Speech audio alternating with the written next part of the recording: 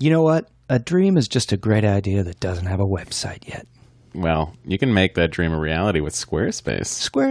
Squarespace is a whole different fitness thing. But what Squarespace is making it easy to turn your idea into a unique website. You know, if you wanted to figure out what Squarespace was and you needed to build a website, Squarespace would be the best place to do that. Showcase your work, blog or publish content. You can even sell products and services of all kinds in just a few clicks, Matt. Well, I'll tell you, Squarespace is an exercise routine where you walk in a circle with corners. Well, why wouldn't you just call that a circle corner? Well, because with 24/7 award-winning customer support, Squarespace lets you customize everything from look and feel to settings and products using beautiful templates created by world-class designers. And there's nothing to install, patch, or upgrade ever. Head to squarespace.com for a free trial. And when you're ready to launch, use the offer code BOND to save 10% off your first purchase of a website or domain. You can even get a domain for Furch.com. Oh, I can't wait for Furch.com. I'm going to have a click-through link for Squarespace. To Furch.com. Book it now.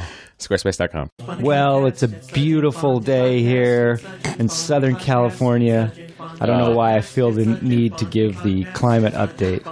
I always get weirded out when podcasts do that. Do you? Like when they're like, we're recording, it's Wednesday morning and it's raining in L.A. Like, I'm just like, well, why? I don't know. I kind of like it. It sets the scene. I like the mystery of like, when was this recorded? You want it evergreen where I'm like, it's 11:15. It's a mild, sunny day. You are going to hear this, everyone, in 4 days. That's right.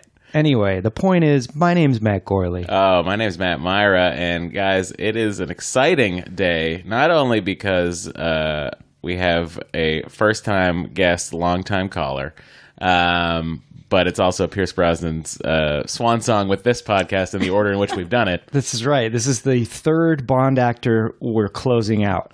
And we're closing out with Dani. So, Dani, welcome to the show. Hello. Thank you. So formal. Dani, excited to have you. First became familiar with you on the Twitters. You were also a fan of James Bond, I discovered. Yes. How did that occur? What happened? What is your history with Bond? What happened in your life to break you? Break it down.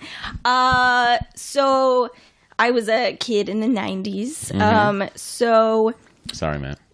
I mean, it was very, like, everybody knew about Bond. So. Yeah. I had definitely seen some of Connery's and some of Roger Moore's on TV with my dad. Uh-huh.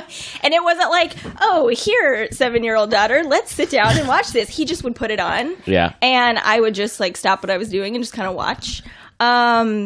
So that was kind of my first introduction. I know I saw Dr. No and You Only Live Twice before the age of 8.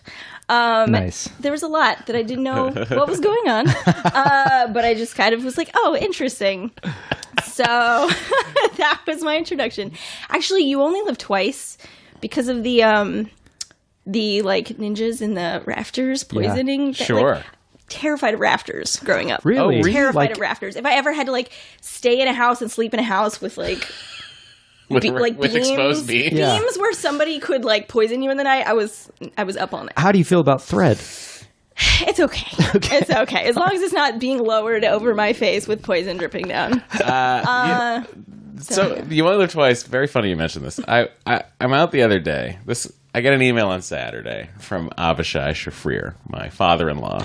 The Mossad agent. Yes. Definitely super spy. Yes. We covered this before. Who probably invented Krav Maga.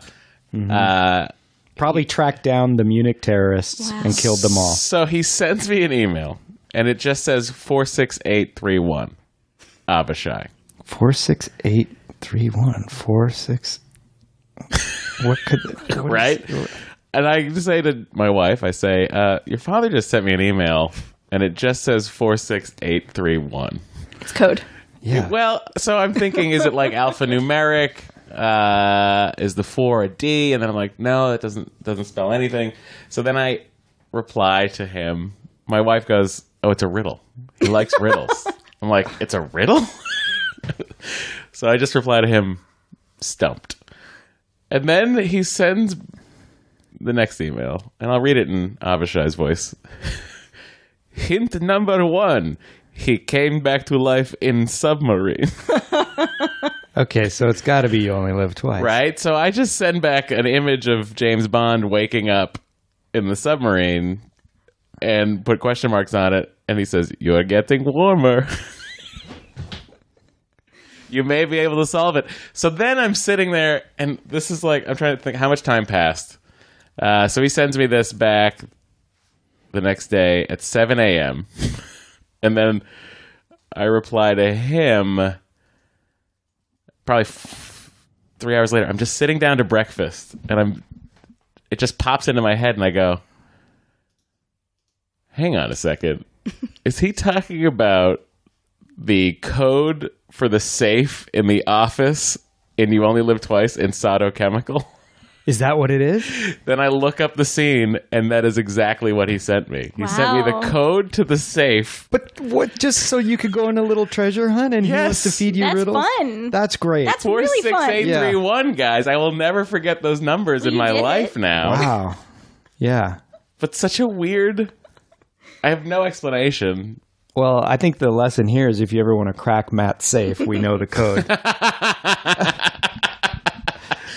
Anyway, so You Only Live Twice apparently is a big favorite of my father-in-law as well. Good. Yeah. What? Which of these bonds do you most identify yourself with? As a child of the 90s, I feel like you might... Is that the same question as which one do you like the best? No. Okay. No. Speaking for him. Okay, well, yeah, you can It's answer not. whatever It's you not. like. Probably GoldenEye. Yeah. Just because, we had the game. Yeah. Yeah. We had just gotten the Nintendo 64. Yeah. So we were playing the game. And because of that, we watched the movie more often. Right. Because of right. the game. So Right. probably watched that one a lot Yeah. as a kid. The level design in GoldenEye is actually... It's fascinating to me how... weirdly almost accurate it is, like for a Nintendo 64 game to have the level detail, like the monitors in the ceiling at the Serenia. Can I just GoldenEye admit that satellite I've probably facility? said this before, but I've only played that game once, and it was back in the day. Or, actually, I think it was in the early 2000s when I played it. We really have to fix this. I know. We have to do an episode It's on good. it. It's fun. Yeah, I've heard. I was always thrown off because I think in the game, Natalia is wearing pants. Oh, And in the movie, she's wearing a skirt Yeah. and tights. And I was like, why? And I understand now it's easier in the video game. I was always like, no. I am remembering her in a skirt and tights in the video game. Am I crazy? I think she's wearing pants, but That's I could wishful be crazy. gaming. Wishful.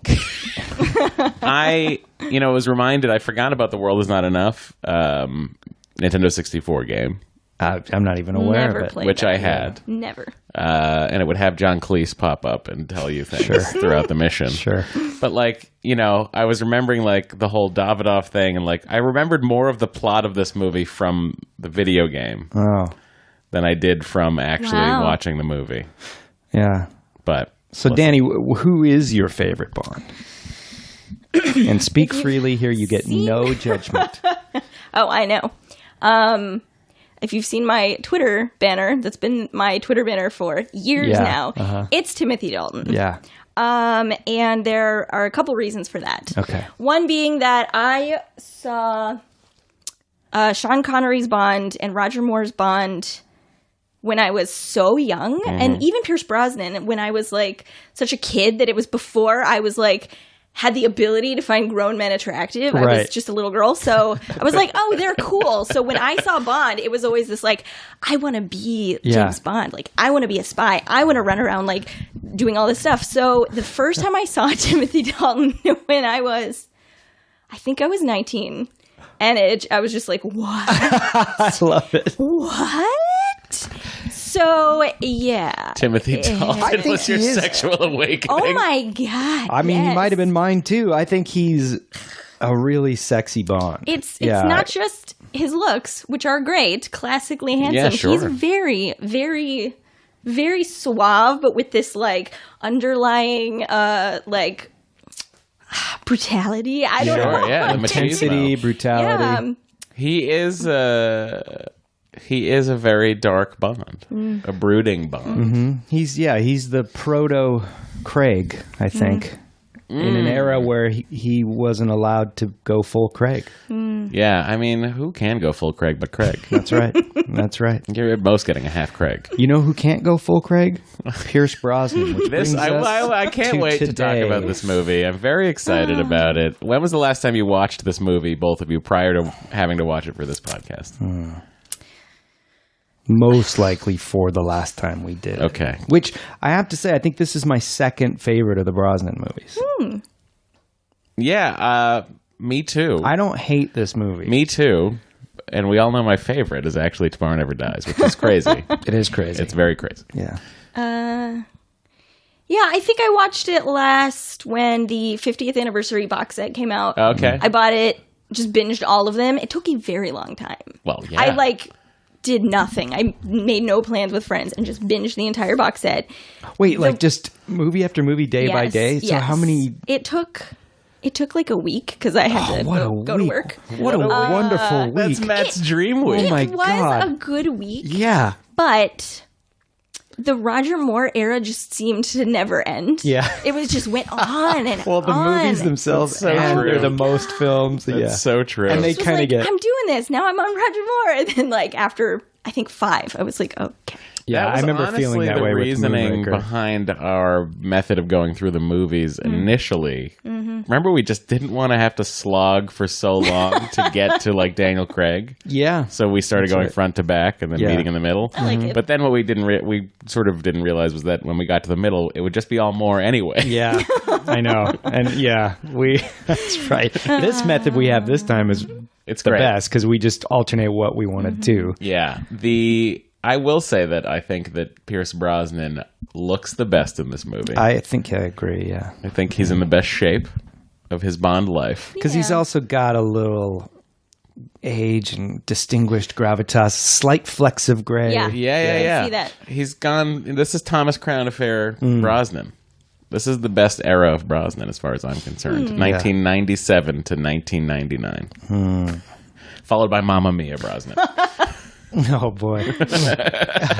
You seem to be really thinking on this. Do you not agree? Is there a more handsome era of Brosnan? He looks good. I'm just always thrown off by the scene near the end when he swims outside the submarine to the other hatch. Yeah. And he's wearing khakis that are belted with his shirt tucked in, Yeah. and it's the nerdiest Okay. you'll ever see We somebody are- swim outside of a submarine. I'm going to have to moderate this because I already know that's your favorite Bond my suit favorite of all time. all-time James Bond outfit. But I'm right sorely in the middle here. Well, so I will, it's my favorite Brosnan outfit, exceedingly far and away. But I'm with you. That dress shirt and linen pants. Disagree. Wait. What says summer? No, wait. more You than haven't that? finished. Let me finish. When you're soaking wet, those are the type that are going to just cling to your body and look like he's wearing. Why wouldn't they? Colored Saran Who wrap. wouldn't want to cling to that body? Come on, this is peak Brosnan. I do like the shape that he's in.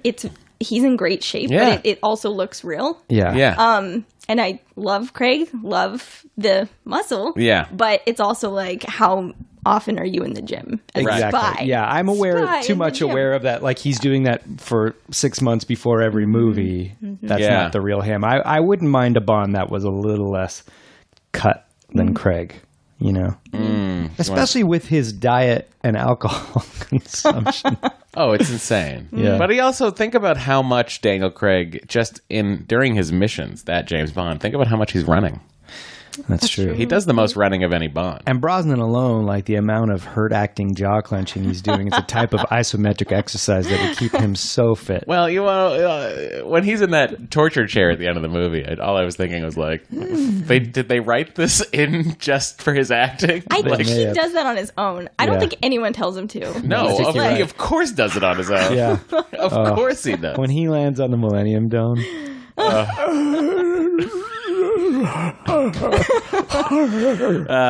Pierce, you're welcome on the show anytime. Pierce, I love you. You know where to find us. I love you, and you're better than me. Okay, let's talk about this cold open here.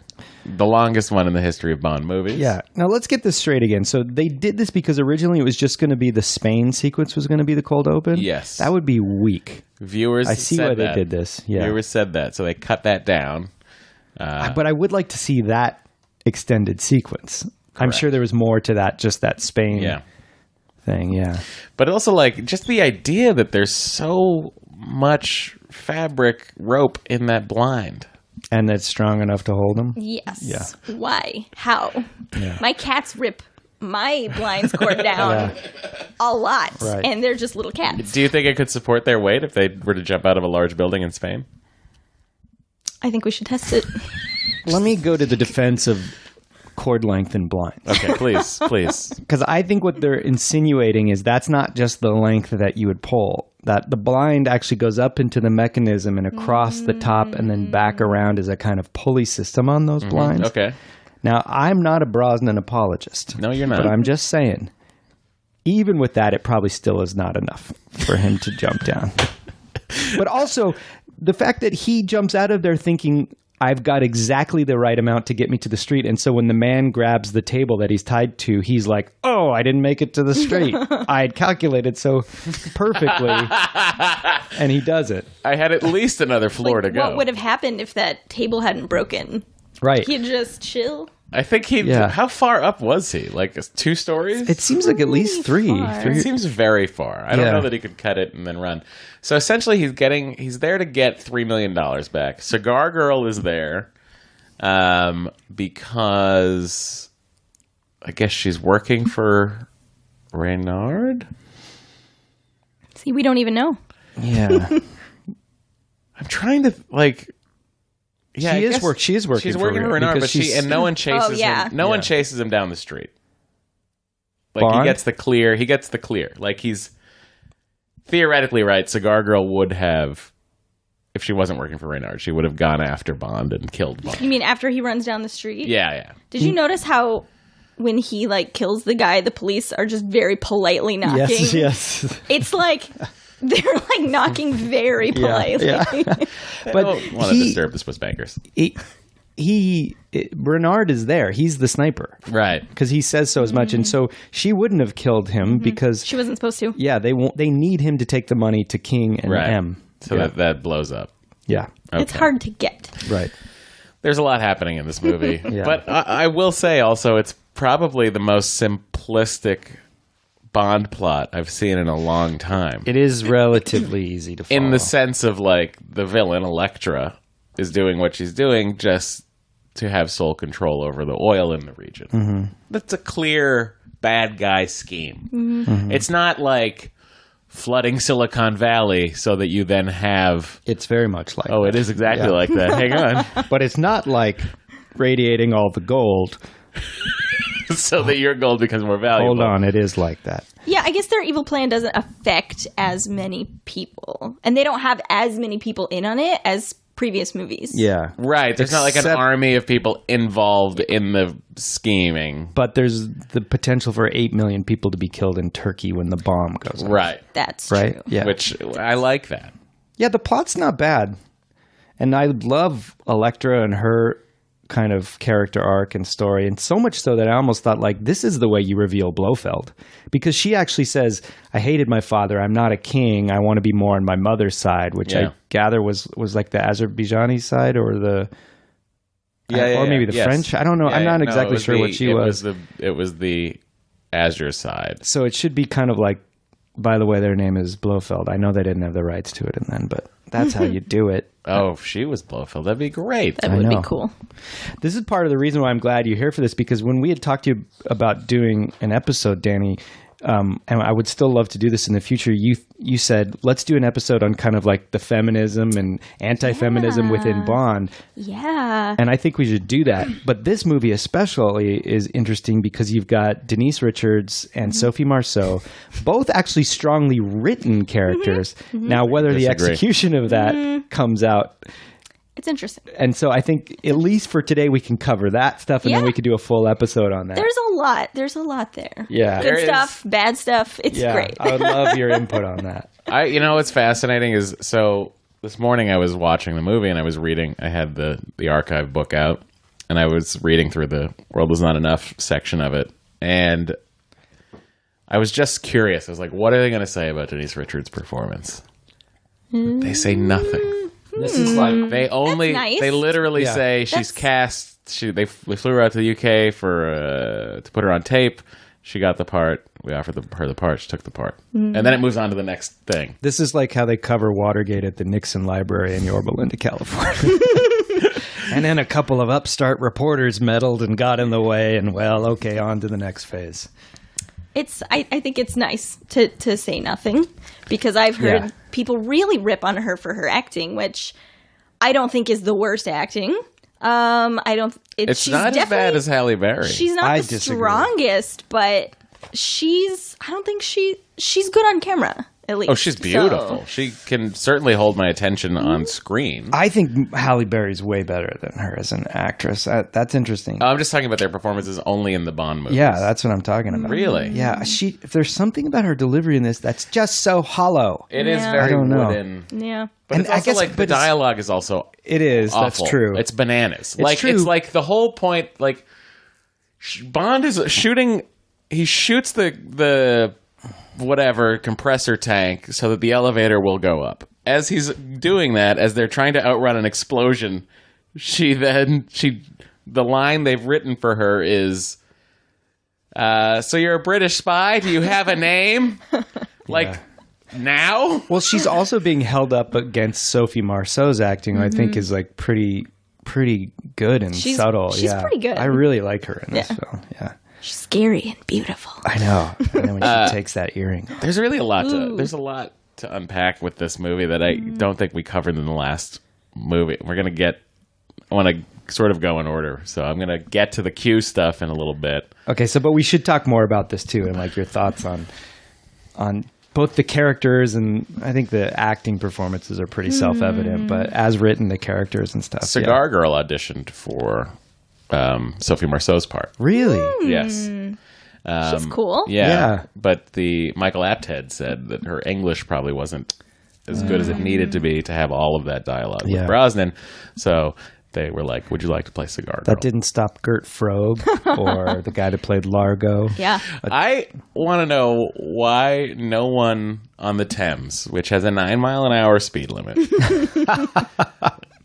and is constantly, next time you're in London, just look at the police presence around the Thames. No one stopped this speedboat with a huge machine gun on the back of it. Yeah. I know, they're not even And a hiding. grenade launcher. Also, the boat is supposedly not ready, right? Q's like, no. Oh, yeah, right. Bond's, the fishing boat. But it's got everything's on it. It seems ready. It's pretty ready. pretty ready. Maybe he was. You know what? Here's my question. Here, I'm gonna. My favorite thing to do here is to apologize for Bond and Brosnan, They need a lot of apologies. and I like to do a little reverse logic on this. Here's how he's getting that boat ready. He's trying or to. Bond? Q is trying to decommission the boat. This is a spy boat, but he's like, you know what? I'm going to take one of these boats for myself from fishing. I'm going to have to take these torpedoes out. Blah blah blah blah. And see. that's when he says it's I not get ready that. yet. It's not ready. This is a movie where he's like, my retirement away from you. Yes. So I buy that. Yeah. I like it. Yeah. I forget, when she gets in that boat, does she pull a cover off that machine gun, or is it just sitting there? No, in it's the just sun? sitting there wide open. Okay. It's wow. crazy. Wow. Let me ask you about this. They go to, before the boat chase, Yeah. King's in there and there's the explosion. Are we to think that M and King were once lovers? Because they really have, like, her wistfulness when she talks about him seems more than family friend to me. I didn't see that. You didn't see that, did you, I Dan? just saw that as close college friend. M and King, Electra's father. Sir. But she kind of just has a wistfulness and They a were pause. drinking together. Yeah, they were, and then Bond when she comes in, talks they're- about him, and they said we read law together at Oxford, but she just kind of has this like wistfulness, and it made me think like all those people that tried to float this theory that Silva was M's son. I think there's more of a case for Electra being M's daughter. Interesting. But it's not, obviously, because we know that the real mother is her other ancestry line. But I don't know. Just, interesting. think about it, everyone out there, and then get back to me at Matt Mira on Twitter. Please don't. There is a lot of alcohol at M's desk. Yeah. In that scene in the beginning. I know. It's kind of striking. I know. You know what's interesting? talk. So here's what else I found out from this book. Judi Dench did 3 days of shooting on Goldeneye. That's it. Wow. She did 5 days of shooting on Tomorrow Never Dies, and she only did 14 days of shooting. She got all of this done in 14 days. Wow. Oh, yeah, that's pretty good. She's great. I guess her locations were really just 3 locations. Yeah, but I mean, it's crazy to think that she only had to work 14 days. And they had to shoot the funeral scene closer to London. They were going to shoot it in Scotland, but she was doing a play in the West End. Oh, man. I would love to have seen that. I have so much information. I also watched this on play. Amazon Prime, which has X-ray. So when you're watching it with little X-ray, you turn tidbits. it on, you get your tidbits. Yeah. What? I always turn those off. Yeah. Oh, no, not me. Not when I'm watching a Bond movie. Pop-up video style Like thing? pop-up video, I didn't yeah. know about this. Yeah. It's called X-ray. Essentially what it does is it just pulls everything from IMDb and gives you access to it. So trivia, goofs, all that stuff. And the beauty of it is when you're in a scene, you just hit the button and it tells you all the actors in the scene. Wow. And then you can select them. Are you watching on a TV screen or TV? computer? Okay, because Yeah. when I've had that, I've watched it on a computer, like little monitor. And Oh yeah, you don't it want takes it on up a tiny a lot screen. of the No, screen. on the big screen. Yeah, but like IMDb tidbits not Aren't always great. correct. No, No, mostly they're not great. not correct. They're not great. Yeah. But some of the other stuff comes from me reading see. the archive book. But if ever there was a film to have X-ray, it was this one because he puts on his X-ray goggles, Yeah, which I fitting. have some things to say about. But this movie, it's I like it, and then really quickly it loses me. And we talked about this last time, but it's something that you just don't need, and that is a boat. It's one thing that the boat goes on dry land, but that he turns 90-degree turns in that stupid boat through alleys on pavement. That bothers you. Yes, how could that not How bother is the you? boat going?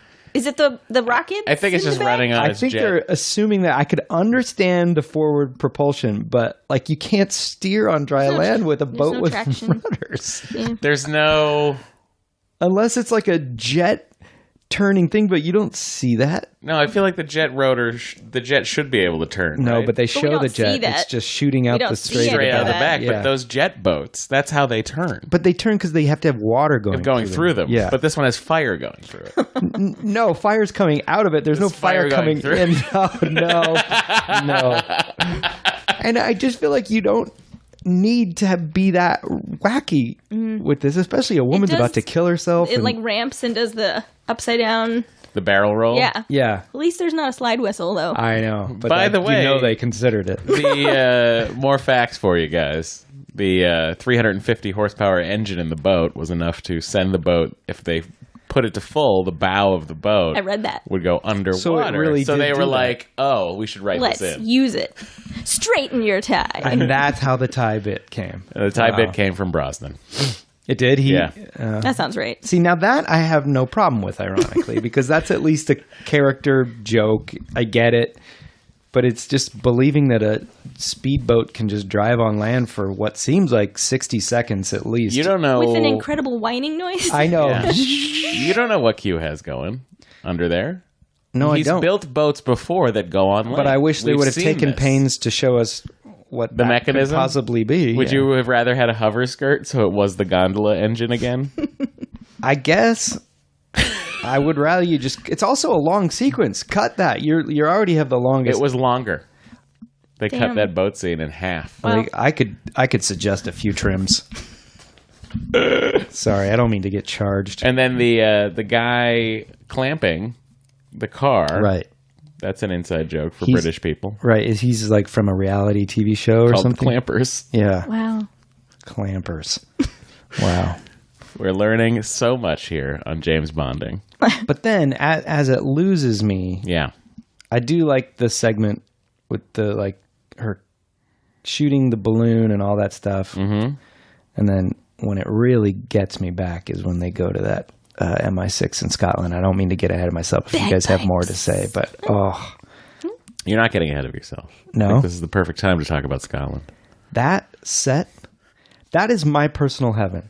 It's a castle Yeah. on a little mini island that's not super far out and just in Scotland. Not too remote. No, but with a plaid rug, Yeah. wainscoting higher than a human. Yep. Oh man, that place is incredible. I just want to die and live and die there. Is this their temporary headquarters or another headquarters? Yeah, it's like their I think Scottish it's branch. one. No, I think what happens is anytime there's an explosion at MI6, as there All the was, Yeah. they move it to that's true. wherever Gotcha. Safe. they Somewhere need to move it. near, but not Yeah. too near. I'm also glad they pulled Tanner out of rehab. Fucking I love that guy. love Tanner. He's more put together in this one than in Tomorrow Never Dies, but there is a sense of like he after Tomorrow Never Dies he relapsed, went away, and then he's kind of fresh and clean in this one. Is he in Die Another Day? I forget. He's not. Oh, see, he's banging rehab. I like Tanner and Robinson. I've Yeah. always said this. I'm a big fan of Tanner and Robinson. I like them too. Samantha Bond never has really done it for me as Moneypenny. Even when she's wearing a coat the same pattern as the rug. All right. Black Watch. She's the worst written Moneypenny, I think, of all of the Moneypennies. It's just innuendo. I agree. She's very thirsty for Bond, Yeah. which She is. Moneypenny's always like into him, but it's always seemed a little more wholesome. Yeah, before. yeah, It's I like agree. flirtation. She is like down, Yeah. Yeah, and you're it right. is a little much. Yeah, you're right. I've never noticed that before. Like with Lois Maxwell, it's like she knows nothing's going to happen, so it's harmless flirting. Yeah. With Samantha Bond, you do feel like, It's a little weird. yeah, she's not only wants it, but she's pursuing it. Yeah. I like the actress. I think the actress is Yes. great, but you're right. The character's written so two-dimensionally for her. It's very I'm trying to think of her dialogue does nothing in the story at any point. She never hands him tickets to Jamaica. She never does anything that pushes That's a the good plot point. forward, Does she? which She is never what does. Moneypenny I don't think so. Moneypenny usually at least will say you do it M's office at 6 or Right. something. She does something to thrust the plot forward, but in Yeah. this movie she's very I know where to shove this cigar, wink wink, nudge, Or she gets nudge. territorial with the doctor, Yeah. too. I love that. Yeah. The shade. It's it's super bitchy Yeah. and very shaming. Yeah, kind I of. know. And did you see the doctor, after she says that, just kind of follows her out, like, but kind of just defeated? It's But she's mad, right? striking. Because she's never got to sleep with Bond, but Yeah. Dr. What is her name? It's like Holly Dr. Warmflash. Yes. Oh, boy. Meaning Dr. that about? That's what I was like thinking. Is she's this, am I not getting this? premenopausal? Yes. Wow. I don't know. Holly Warmflash. I don't get that joke. Yeah, I don't either. What a weird- That's not a good one. Molly Warmflash. Yeah. This is amazing. Well, guys, she's 5'7", 112 pounds. This is character information on the James Bond good. Wikipedia. For Moneypenny or warm She's flesh? an ally. Warm flesh. Warm flesh? I'm sorry, Flash. Warm Okay. Flash. Flash. Molly. Warm Flash. She's only in this movie and in the novelization. And Serena Scott Thomas, I do know this, guys. Wait, is she related to Kristen Scott Thomas? No. She kind of looks like her. She is. Sister. Oh. Wow. I had to scroll Good down. call. Good I call. had to scroll down. But It's a hell of a family. they said they were going to get a body double in there. And she was like, no, I'll do it. For what though? Yeah, For like Taking the butt her skirt double. off? Yeah. oh, They're going to give her a butt double. Oh, yeah. And she was like, no, I can do this. Don't worry about that. That was a very strange scene. He's being examined by a female doctor, so you assume, okay, he's gonna say something, Yeah. make a move, but just takes her skirt off. I know. It's just But it does seem like they've had a history It's true. of trysts. Well, in she the says as office. much. You're going to call me this time. yeah. Yeah. there's been something going on for a while. So much to the point where he's examining the projection of Reynard, and Yeah. when she walks in, he just Slinks something back. happens. I to know. him. It's really He weird. slinks He's back. like, oh, she's here. Yeah. And he tries to hide behind Renel's skull. She performed the Holographic surgery skull. on Renard in some version of the script. Oh, really? Yeah. Weird. Oh, see, that's Why? interesting. Why? Yeah. How? Was he captured? I don't know. There's some version of the script that was the backstory of. I like what they have where he hunts down the doctor and kills the doctor. Yeah. Yeah, Renard and Elektra, this movie writes villains well. Like they Well, you're also really like good. the caliber of Robbie Coltrane and Sophie Marceau. And Robert Carlyle. Yeah. He plays it. He's great. Less is more, real subtle, very sad. Yeah. I feel for him. I do too. But they're always saying, like, he's an animal. He's terrible. But what did he do? Yeah. like they keep saying how awful he is, and, like, I know he is, but, like, they don't really illustrate how terrible he is. Yeah. So in the end, especially with his sad little, like, eye that he's got going on, I just feel bad for I know. him. I know you, because he was working for the KGB or the FSB in Afghanistan, and he gets kicked out of the KGB or FSB, and he burns a guy's hand with a rock. He kills another guy. I mean, he's a bad guy, but yeah, he's not...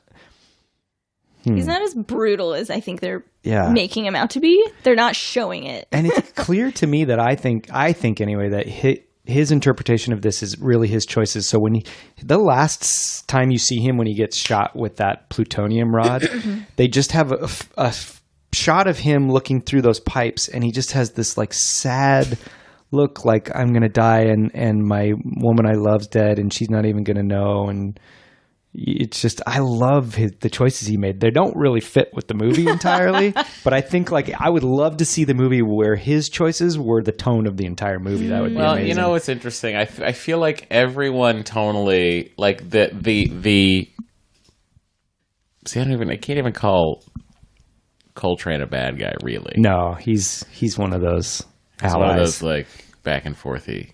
But I mean, like, he's mostly so the caliber of those three. You have, those three actors, and then you have on the MI6 side of things, you have a performance from Bond that, again, he's doing what's written for him, but looking hurt while doing all of it. And then you have this Christmas Jones performance. Yeah. It's very, just the dichotomy of the two is so, it's like they're in different movies. You shouldn't want to spend more time with the villains than Bond. That's true. And I want to be in the world with Renard and every moment Electra. that Sophie Marceau is on the screen, you kind of care more about the movie. That's right. Yeah. She's great. Yeah. She's so mean, though. She killed her own father. But it's pretty cold. They do justify that in some way, like he was really mean to the mother or something, right? What did they say? No. It was just that they didn't send the money. She's very, very upset about that. I thought there was something prior to that. Money. Okay, so Scotland. Oh, we're at the Q scene. Oh. Guys, if you watch this movie again, I want you to count the number of times 007 is said in this scene. Wow. I refuse to go back and count. It's that many, though. But it was, every other line of dialogue had 007 in it. It was really 007 off-putting. Man, it never ceases to get me, though, that shot of him going down, just knowing this really is his last. Very amazing foresight of them. Yeah. Sad because of what we know that he died, but it's a weird ending to that scene. Mm-hmm. Well, it's also goodbye. We've talked about it. The lowering, yeah. We talked about it before, but like he never said those things. I know, and it's he never said those things. Never let them see you bleed is I've such a weird said thing to come from too. him. Yeah, it should be coming from M. But do you think that they were going to retire him, or he wanted to retire? Like he thought this was his last movie, regardless of the fact that he died. No, he said he was signed on to do the next one. He was going to do the next one, and all he wanted for 3 movies, he had just kept asking them. He's like, "Can I have an assistant in the movie who can just deliver the dialogue that I don't want to deliver?" But they had the foresight to put a goodbye. And do you think they broached that with him? In that case, how did they do it? Like, we're a little worried you might die, but we want to write in a farewell. We want you can still be in them, but we need to at least cover this. I think they're probably like, listen, we're going to get you an assistant, but every movie we're going to end with you saying goodbye in fun ways. New advice that we never heard. Yeah. I've always said, never let them see you bleed. Put in a water-saving shower head. I've always told you 2 things. Actual advice. Please return it in working order, and that's my lunch. That's what he should have said. I know. That's what he should have said. Yes. And then left. always come back in working order. And then, like, that would have been a fun thing for him to say. Yeah. And then, like, It's also time. It won't be the last rating of the size of Q's hands, but it will be chronologically the last. Sure. This is the rating of Q's GoldenEye. hands. What? So it's a GoldenEye plus or minus. And because this is his last time, I'm going to send him off with a salute. Okay? And I'm going to rate his hands, have a perfect stasis between atmospheric pressure and inflammation so that he's feeling the most comfort possible. There's a perfect balance, no pressure, no swelling, just ease. Like he's just not feeling his hands for once. Yeah. Wow. Yeah. And that's what I want Q to have. Wow. Just want him to be released. Yeah. It's a very With comfortable specific hands. amount of. But let's talk about the size of the hands. Are we saying that they are a GoldenEye Well, I wrote that because minus? he had already sunk down in before I could take a look at his hands. I was going to say, I didn't even notice his hands. I didn't I don't notice think they his hands show him much on either, this. but Well, there's the moment when Bond takes off in the car, and Q's like, "Oh no!" and Oh, he like frames his hip in his head. And yes, he does. It's the weirdest pose that he's probably ever done in any of the movies. It's like overly cartoonish. That's think the I worst. noticed that. That's somehow the worst acting in the movie. Is Desmond Wow. Llewelyn? You can take a look at his hands in that scene. I'm okay. looking at them right now, and we're gonna. I could just pull it up out of the book, but here we go, I'll bring him guys. up too. Desmond Llewelyn. Hands is the second thing. Wow! We have done it. Wow! Oh my God! The second on the Google list. So many people are googling it now. Second thing is Desmond Llewelyn hands. We have Well, you really changed. Click the on hands, tide. and what's the first thing that comes up? I wonder. Oh, that's a great question. I wonder if it's just for me. Well, have you Googled that before? I don't know. Desmond God, I'm so proud of that, and also a Wow. little bit. Llewellyn, ashamed. Desmond Llewellyn hands, Desmond Llewellyn net worth. And when you click Desmond Llewellyn hands, Net worth? Why would that be?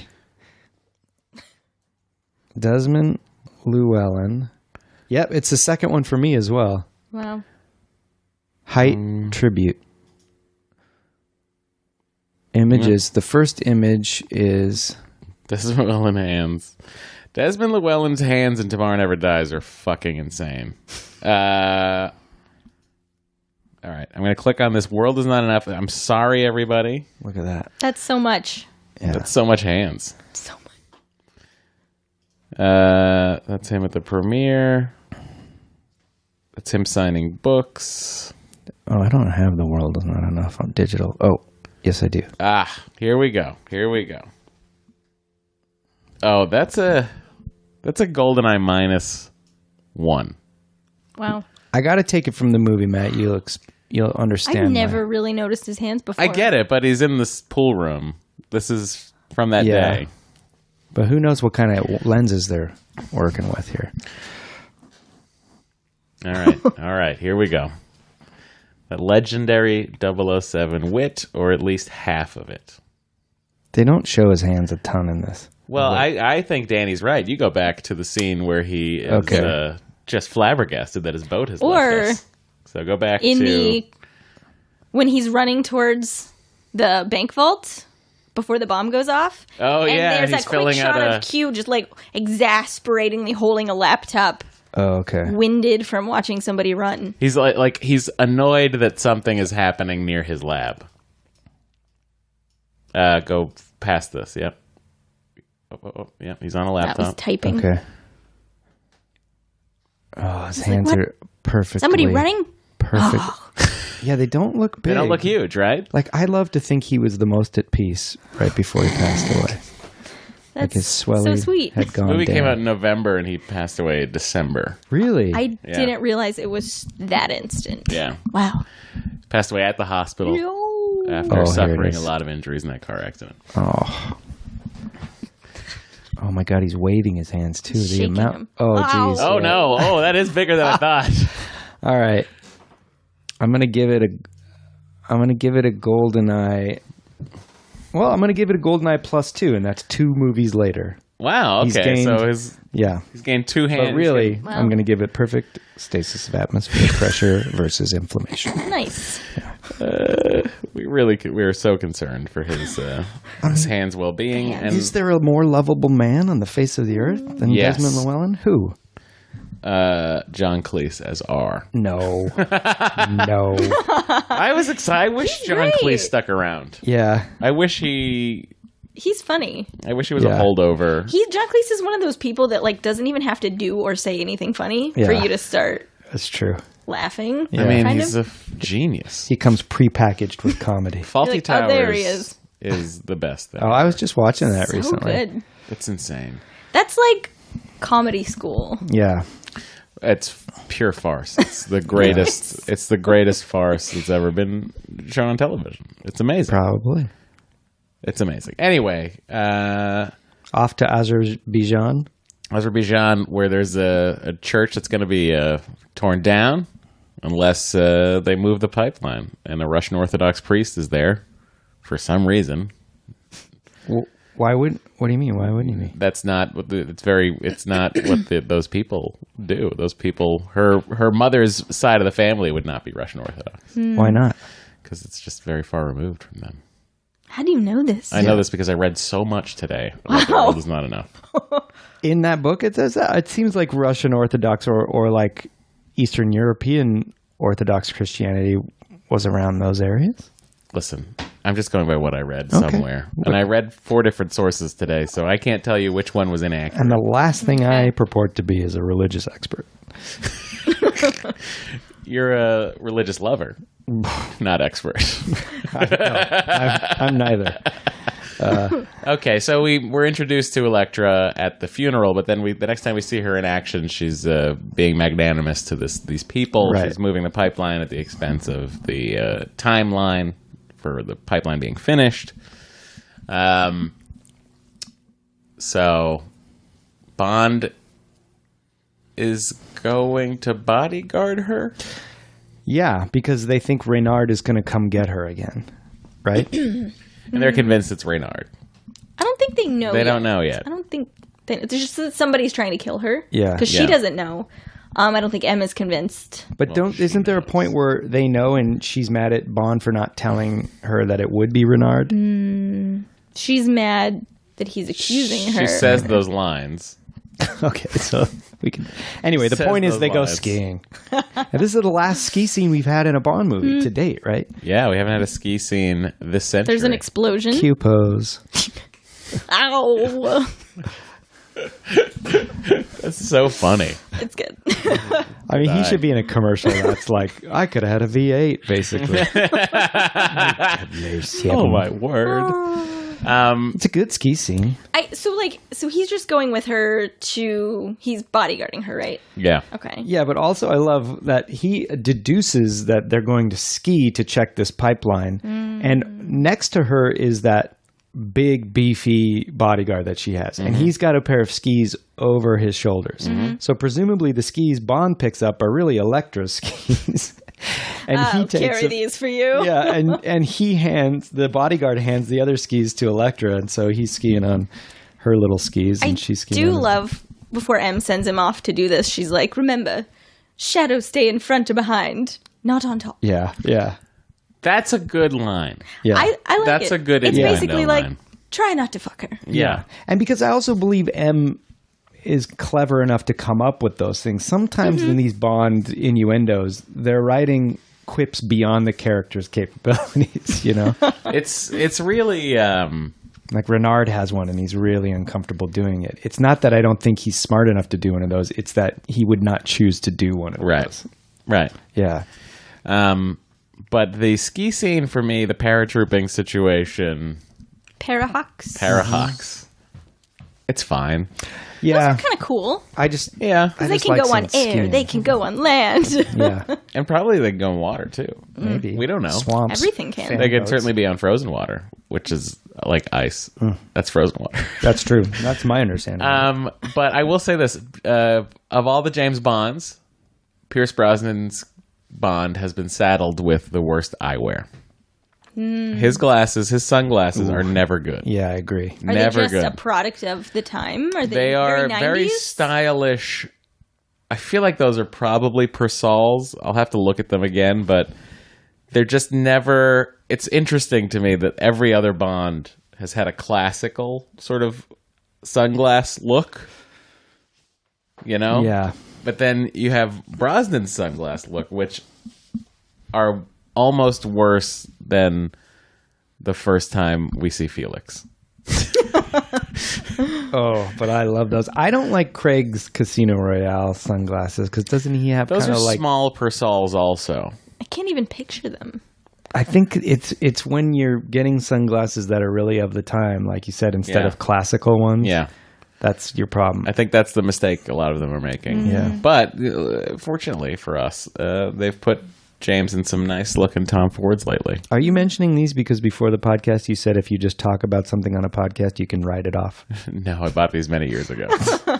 These are Spectre? These are from Spectre. Oh. Oh yeah. No, yes, these are the funeral scene sunglasses. Yeah, that's he's right. wearing. But you popped out the sunglasses. Right, and I just use them as eyeglasses. And then I have the Spectre volcano crater layer. Jesus. I have those as my other glasses, but they broke in Disneyland. Oh. So I had to put on my emergency glasses, guys. It's very devastating. But I'm here to say How did they break? the screw came out Oh. of the side. It's going to be something amazing. Like No. Space Mountain was extra crazy that So day. epic. I will say, best food I had there was at Chef Mickey's Character Breakfast, guys. Where in Highly Disney World? recommended at the I highly Contemporary recommend Resort. the restaurant in Pandora where you get like a cheeseburger pod and just a salad with little dressing bulbs that you have to pop to get the dressing to come I out. had the It's disgusting. I had the green grog, that green ale, that green beer. From Pandora? Yeah, it was great. Oh, really? That was great. I didn't have any food there though. I'm not into this Pandora food, guys. No. It's all How long weird before on they, purpose. by the way, how long before they turn all of that into Wakanda? Oh, wow. I hope soon. Yeah. Also, here's my pitch, by the way. This is side Disney X, The World Showcase has all these expansion pads on it in Epcot that they were going to put other countries in. But there's a huge gap There's a huge gap where they have like some African stands before you get to Morocco. They could just tear those stands out and make it Wakanda. Great, yeah, get rid of the real culture and history of human civilization. But it's so generic, it's nothing. Yeah. Do you know what I mean? It is nothing. Why not put Well, Wakanda maybe, there? I'm surprised they haven't. And In so the like, Netherlands, you have Frozen. Canada becomes like Strange Brew land, and France is View to a Kill land. Come on, now we're talking, huh? We are getting into it. Every And then day, Italy's right next to Mayday it. parachutes off the You could- Eiffel I Tower would go. Do the gondola boat chase in Venice. in the Venice part Oh, of please. Or just sink a Venice building from Casino Royale. There's two birds with one stone. every 45 minutes. Also, isn't can watch From the Russia with building Love, sink. there's a Venice scene too, isn't there? Doesn't he go to Venice We there? need to really be in charge of theme parks. I know. I don't know why we're not. I know. If you out there have anything to do with theme parks, email us. If you build it, they might come. That's right. How do you guys... Yeah. Sorry, I apologize Bond. about getting Back to back to the Bond. movie here. How do you feel about the score in this film? I like it. Oh, you know what's weird I about don't the think score? I thought about it much. I just miss David Arnold so much. I feel like the score was done before they made the decision to move the theme song, to move the opening credits, because the boat chase Has it in there? has a little "the world is not enough" Yeah, I theme in love there. that. I think thematically. that's why I love and I the like score. it. I like that, but I think you shouldn't recall the theme if you haven't heard the theme yet. Or is he not recalling, merely teeing it up? Is he foreshadowing? But David this- G. Arnold, I follow you on Twitter. Please hit us up. Seriously, this movie uses the theme song a lot throughout the score, and I just love that. It's a good theme song. I wish they We get didn't even back to talk that. about the We didn't do it. I know. Shirley Manson. The lava lamp. I like the song. Okay. I can't get a straight answer on is this garbage or is it Shirley Manson from Garbage singing the song? Well, it says garbage, doesn't it? It's always Doesn't yeah. it? I think it always says garbage. Oh, does it? For some reason in my head, I I always think see it credited as Shirley Manson. Maybe David Arnold. I think it's credited as garbage. Let me. Because I remember when I first saw this movie, probably like 90. 9. Yeah. my mom was like, "Garbage? What a name for a band." She was very upset about it. I don't know what she was expecting. Why would they call themselves something bad? Why? You don't listen to Garbage, do you? Garbage. You guys keep talking. I'm going to get to the bottom of this. We didn't even talk about the opening credits. I like the oil. It's cool. The oil of it all. Yeah. The oil of it all. Performed by Garbage, written by David Arnold and Don Black. Okay. Interesting. Bringing Don Black back as well. Boy, I popped right to that. That felt good. It was something real impressive. Real succinct. Matt Money Podcast. Support for today's show comes from Squarespace. Think it, dream it, make it with Squarespace. With beautiful templates created by world-class designers, Squarespace makes it easy to turn your site, like Squarespace, into a new and unique website. You know, Matt, I've been thinking about our websites, and Squarespace is going to be great, as well as, what was it, Furt? Furch.com. Furch.com is going to be good, too. But I think since we're talking about the world is not enough this week, I think there's no better website than Christmas comes once a year.net. But we could build that with Squarespace. And we could customize everything. With Squarespace. We can customize everything from the look to the feel to the settings and products, all optimized for mobile. Your cat is out of control right now. For mobile, right out of the box with built-in search engine optimization, Matt. You can showcase your work, blog, or publish content, announce a special project, even sell products and services of all kinds in just a few clicks. Now, Matt, I feel like you really want to go check on that noise while I finish this ad. I do. So I'm going to do that. Squarespace, they have analytics that help you grow in real time. There's nothing to install, patch, or upgrade ever, so you don't have to deal with, my website's not working. Do I have to download this thing? No, you don't. You don't have to do anything. Squarespace just makes it work. If you have a question, Squarespace has award-winning 24/7 customer support, and it's there to help. Keep dreaming, but make it a reality with a website from Squarespace, Matt. There is nothing more disconcerting than a noise that you definitely hear, but you don't know what did it. That's why I go to whatwasthatnoise.com, which is a great Squarespace site. But before you do that, head to squarespace.com for a free trial. And then when you're ready to launch your website that you've built for free, you can use the offer code BOND to save 10% off the first purchase of the website or domain. That's squarespace.com, offer code BOND. Matt Money Podcast. They make love. Hold on.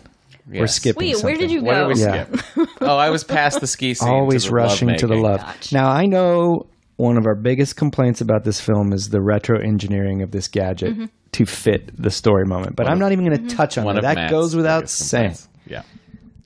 Am I missing something here? In Q's lab, when John Cleese shows them the jacket, Yeah. it's a jacket. He's not wearing He's the jacket. not. He's wearing a full It's jumpsuit. a suit.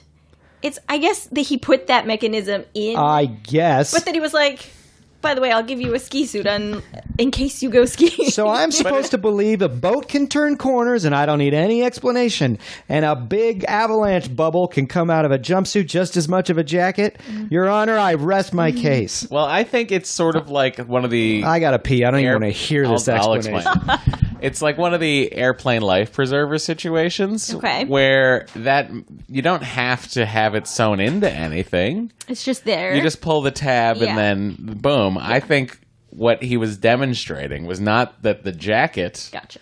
has this thing, but that this thing exists that That can he go into made any jacket. That technology. That makes sense. Because it seems to be separate from the coat because they're climbing out of it. And he's wearing the thing? Yeah. I didn't think about that. So I think it's just a separate device that Q I grabbed. also am curious, when the avalanche happens, it inflates very quickly. Yeah. Yeah. They're inside of it, and then she's freaking out. And then he takes the knife and cuts it open. Yes. How does that protect you from this? I guess the avalanche has stopped at that point. It Yeah. just seemed like you're in this protective thing. Maybe stay in it for a minute. I also like that his watch is a light. I like that his watch has a flashlight on it. Yeah, that's That was very useful. Also, by the way, he has this grappling hook that we see earlier in the Leash. thing that he shoots out. The tangs hit the steel and then it somehow supports his weight and he flies, essentially flies. Yeah. Why wouldn't he use that to escape The avalanche? No, the Spain office instead of grabbing The curtain. The curtain thing. Yeah. Because I feel like he could have like shot that into the building next door. Mm-hmm. And just had a great time And Spider-Man jumping across. Yeah. That's a very good question. I mean, if you're going to have a gadget set up. Did he just get it? No, because there's no explanation of it from Q. This is like a gadget he's always had. Also, in GoldenEye, he has a belt that is a grappling hook. Yeah. He has the grappling hook belt. Are you telling me he's not wearing that all the time? I feel like he should always have it. You think he would? Or just, maybe it's just, no, that doesn't work. Yeah. You're right. Exactly. You're right. I don't understand it. That doesn't make sense. Hi, Matt. What Welcome back. didn't I miss? A lot of discussion of the grappling hook tang in the watch. Oh, And that goes straight into like a metal steel beam. But Yeah. also, my question to Dani was, why didn't he use that to escape the banker's office? Right. Also, why wouldn't he have that belt on from GoldenEye? Right. And then follow up to all of this, the air bubble device that Q had was not actually sewn into the coat. It was just the device. Because it's in his ski suit. Because he activates it, and Yes. then they climb out of the... Yeah, so it's not attached to his suit. It's just kind of like It's a just kind of there. parachute, Yeah, it's kind of there. I guess I get it, but I don't know. Okay, so after the ski scene, Yeah. where we get to see talking, Bond's I'm watch light up Open some windows. In the bubble. in the bubble. I like this scene. You don't like that I scene? do. Oh, okay. I do. I think they have really good chemistry. I think they have... And the way that he, like, when she's freaking out, like, grabs her face and is like, everything's fine. Like, I don't know what he says. I but like that she freaks out. Look at me. Look at my eyes, yeah. sweet. Yeah. And It's a rare, sometimes real he's moment. like, especially in earlier movies, he's kind of calming down the girl who's freaking out, but you can tell he's just like, in the books. There. In the books, too. Yeah. Just like, So it was really nice to see. It really felt real to me. Yeah, I Just being agree. like- It so I does thought feel. that was very sweet and very good for the setup of their relationship. Well, that felt very Vespery. It's like Mm-hmm. if you have to choose a Bond girl from each of the Bond actors who they really have the most connection with, it's like Maude Adams for Roger Moore. I would put Elektra Sure. and And then- Bond, even though she's a villain, as having a what seems like a real connection. Yeah. And maybe that's the acting more than the writing or both. And then Vesper and Bond, Kara and Bond with Dalton. Who's Connery's? It's a great question. I feel like it was supposed to be None. Tracy, but it wasn't. It's none. Yeah. It is I none. know. It really I don't is. think he really connects in a deep way. Yeah. Tatiana? Yeah, Tatiana or Pussy Galore. I mean, that's Pussy a tough Galore, one to take because I mean, like, he just turns her. You I know. He's like, you're But not I actually. don't they think seem they the would most do it. well matched, at least like wits wise, I guess. Then again, like They do it's always flip each other great around. to see a Bond girl who is as capable and proactive and strong as he is, but it seems like the ones that he falls for are not those. Right. He always kind of goes for like Tracy Yeah. crying, The broken, and- wounded bird. Who is the worst written James Bond girl? Who is the worst written girl? Because we always discuss, and it's fascinating to just go through the history of interviews and press kits and stuff like that for all the movies. But every Bond girl who's interviewed is always saying how I'm a different kind of Bond girl. I'm more of a peer to Bond and so on and so forth. Or Bond and I have a real relationship in this movie, right? So there's always that sort of explanation. So then you have to go back in the history of all of these Bond women, and you're thinking about them all. And in my brain, I cannot pinpoint the one who cannot take. I can't like really pinpoint the helpless one, or can. the one who is it? In my opinion, it's Stacey Sutton. Oh, She right, can't do right. Anything like From View to a Kill, yeah. like watching this one when they're trapped behind those doors and like Christmas Jones, whatever her character is, she's doing things. She's very proactive, Yes. which is really cool. Stacey Sutton she can't climb. She can't do anything. She just She can't do screams. anything That is physically. interesting. She does have. Completely forgot. She about does her. contribute to the knowledge of all the science, though. I'm going to say, honey, Honey Rider, Rider. because she's just kind of pulled along by her hands the whole time. She's fierce and she's like a survivor, but in the story, she doesn't really. That's true. She just Do collects anything. shells. Yeah. There really wasn't much for her to do. That's Right. true. But I'm with you on the Stacey Sutton thing in terms of like, physically, she's just constantly yelling, James! That's a great I- answer. Really like her because I really like that movie. Oh, you're in good hands. I watch Here. it. I love that movie. So do I. And I think that she's definitely like in my top tier of like best looking. So I like her. Interesting, yeah. And I think the actress is cool too. But like she just so helpless. Yeah. Yeah, But like that's doesn't even try. it's a great answer. And that's the thing, like just try. And if you Right. need help, then scream. But Yeah. Um, Solitaire in a sense too. I mean, she's strong as a psychic, but otherwise she's just totally.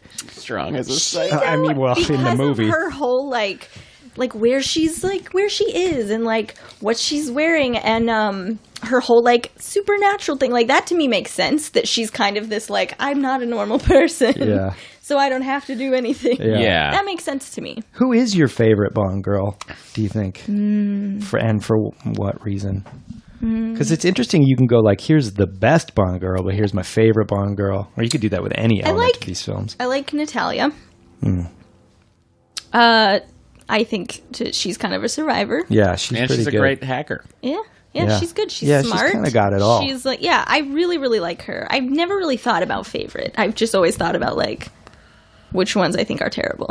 Yeah, This is, but like, Easy. Yeah. that is a great answer. And going before that, though, who is the next most helpless Bond girl? after who? Stacey? Yeah. I'd say Honey Rider. So you're going from View to a Kill back to. I'm talking about going in order, in order back. like, because I think all of the Brosnan females are not particularly helpless. I think they all have their own skills Yeah. and they're all doing their own thing. Yeah, they're all kind of think- women of action. Yeah, and I think same thing on the Dalton side. You know, Not Kara. Kara's She's a decent character. Kara, but she's Kara, pretty helpless. you buy her character as She's very naive. she's a plot. Yeah. She's a cellist. Yeah. She's a patsy and a cellist. Yeah. Yeah. That one makes sense. Yeah, as written, it Yeah. totally makes sense. So that one I don't find as. I don't know. I just find that I feel like the myth in our head has been built up of these Bond girls that are helpless when there aren't as many as people actually think there are. People probably think there's like in every movie, the Bond girl is a. Because people are Daft. remembering them being saved at the very end every time, even though they Someone's often. got to save the day in a James Bond movie. It's usually Bond. Not Halle Berry. That's right. Does she That's get right. rescued at all? Yeah, by she him? does. She's on that laser machine. Oh, you're right. Yeah. But then she rescues him after The laser that same machine. that has two buttons you can hit to make it go bananas. She gets- It's just everywhere. Why isn't the room coming apart? Why did we program Why this isn't the laser world machine? coming apart? She gets rescued twice because isn't she also trapped in the ice palace when it's melting, Yes. like Yeah. underwater He or has to something? break through with Yeah. the car. Oh, that's interesting. Interesting. But doesn't she kill Miranda Frost? Yeah, Yeah. I guess that like Yeah. that's too. the. To me, I don't think of her as being helpless because yeah. of that. Yeah, but exactly. She does. Interesting. Anyway, I feel like I've pulled us into a topic for another James Bond podcast. Well, let's. So we'll get to that. We should. We need to do this episode with you because I think it would be really fascinating. But let's talk about these X-ray glasses.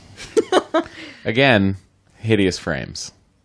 Yeah, and lenses Well, the blue lenses the are blue- okay they're like because the small blue and blue. lenses. are very 90s. Thomas Crown, Steve McQueen in the Thomas Crown Affair wears blue lenses in his Persols. What kind of frames are those? They're bigger. Yeah, see, that is okay. They're the to me bigger for some foldy reason. guys. Those glasses remind me of the type you would buy in the 90s at thrift stores, but that weren't vintage. They would be on a stand on the counter, and they would usually the yellow with the like Buddy Holly lenses, but you could buy Sure. all colors. This was a big thing in college. For These very much people. like these sunglasses. I just think of a mid '90s trip to the Sunglass Hut, That's what I mean. Yeah, and like I Yeah. think of like what were the cool Ray-Bans at the time? You But know, like more the than Men in that. Black glasses. I wanted them so badly. Like I remember wanting to spend $80 on these glasses, and my mother being like, "Why would you do that? You'll lose them." Blah blah blah. And I just thought they were so cool. And, like, you go back now and you watch the first Men in Black, you're like, oh, those frames are horribly dated. Mm-hmm. More than that, though, they're horribly dangerous because presumably these X-ray glasses are emitting some kind of radiation to be X-ray.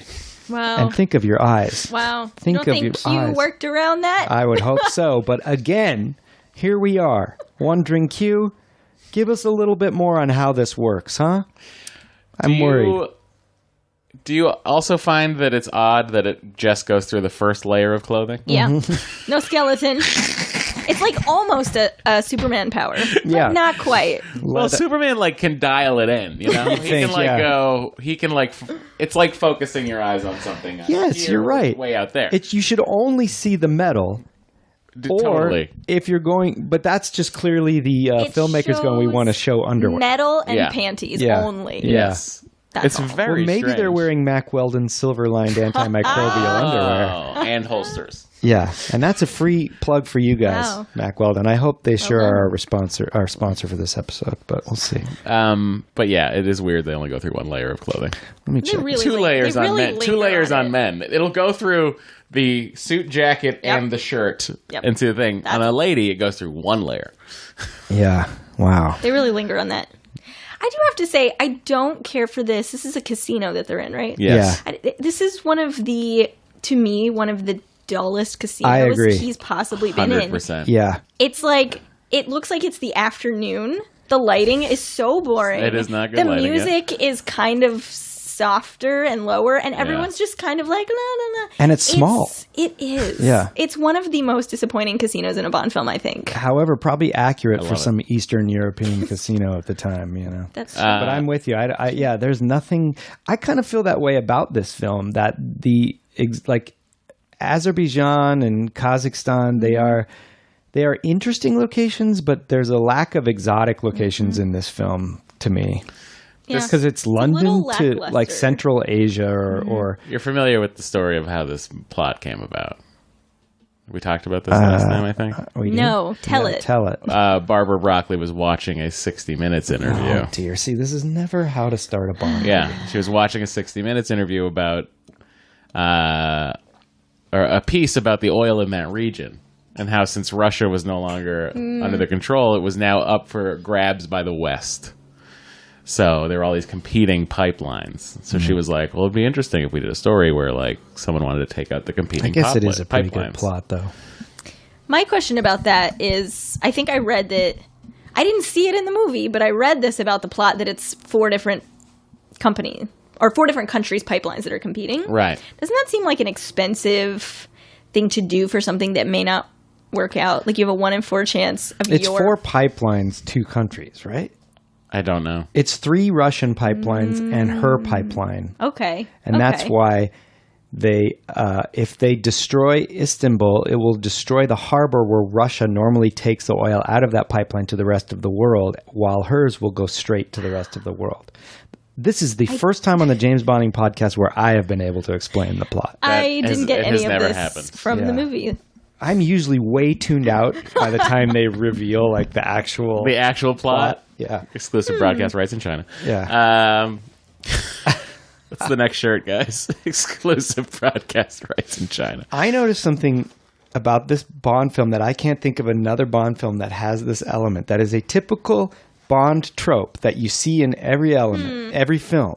What is different about this film and how it does it is a little trivia question. It may occur in another, but I can't think of another one. He does not play the cards? No. Well, I guess you could say that is true, though. Think of the classic Bond He tropes. mentions how upset Q's going to be about the destruction of the car. No, that's good too. Like, what do you got to have in every single Bond film? And I'm talking like A martini first shaken, stages. not stirred. That's one of them. That's not it. okay. Because he has that. What else you got to have? Bond, James Bond. Right. What's different about Bond, James Bond in this film? He does it twice. That's right. Oh, really? Yes. Okay. Oh, I is this remember the only it. time He does it twice? He does it to He does it Elektra. to Christmas He Jones. does it Christmas. to Electra and Christmas, Yeah. yeah. And And he I does it think- to Christmas while escaping an explosion. Yes, in an elevator Where shaft thing they're- or whatever. Like, literally, they may die, and she just says, so you're a need to know a your British name." spy? Do you have a name? Yeah. She wasn't Bond. given. She was not James given. Bond. Oh, it's a terrible line to work write with. in for that moment. Yeah. It's awful. Listen, But you know when she Denise says, like, didn't write this. don't, but not she her didn't fault. act it either. That's true. She. Do we want to talk about her? Do we want to talk about Christmas Jones for a second? Sure. Yeah, I'd be happy to talk about I have Christmas some things to Please. say. Please. I feel like I have heard a lot of people panning her performance, the character, like, scientists don't have belly button rings, like, Yeah, No, I that's don't have not a an problem with issue that. for me. freaking out over how unbelievable she is. And it's interesting because I think at the time in the 90s, you would be like, oh yeah, female scientists don't look like that. But I feel like today, if you were to say that, people would challenge you. And I think there are scientists that look like There that. are. today. I know a lot I of. don't know that they dress like that. I know a lot of female scientists, and they often will not dress like that. But I don't know about. I don't know what if they're working for 2 weeks in a desert. Maybe they're gonna wear. If it's hot, Maybe they're gonna. Maybe we should You just would be wear- honest with ourselves and say they were just aping Tomb Raider here in this yes, movie, right? yes, Don't you it's think? a Lara Croft outfit. Yeah. Oh, With it the really shorts, is. Oh, with wow. the Yeah. top, it's like a tank top but short. Yeah. Yeah. Oh, that's interesting. I just think it's interesting because I think that you can have attractive female scientists that are believable. Holly Goodhead. In Just kidding, she The was a spy. Saint, I'm sure you've Yes, seen. Okay. Elizabeth Shue. Elizabeth Shue in The Saint is completely agree. a believable, very pretty female scientist. Mm-hmm. I think part of it though is that her performance, she makes her very kind of like dorky, Mm-hmm. and very kind of like sweet. So you just kind of buy it. She's not this like walking around. I know everything. Yeah. So I don't know why that worked so well. That's a good question. It is in the performance because there's nothing. I would love to see more like sexy scientists or whatever, but yeah, you're right. I'm trying to think of another example in Bond where that succeeds. Because like Vesper's a treasury agent, so she does have some like status to her position. It's more her personal life that becomes so helpless. Yeah. Did you know that she was going to be an insurance adjuster? The character of Christmas Jones, but they changed it because in the Thomas Crown affair, Rene Russo's character is an insurance investigator. I think that's the thing is it doesn't bother me that she's a nuclear physicist at all. It bothers me her portrayal I just don't feel like she acts it well. Yeah. And it's not that she's not acting well as a nuclear physicist. I just don't believe her as the person. And Yeah. that's the problem. It's not Like I have no problem believing Electra King is running a multinational 'Cause oil she's company. scary. Yeah. there in a are good many way. there are many parties to blame in this in the character of Christmas Jones. And I think the biggest blame I think is shouldered on the writing.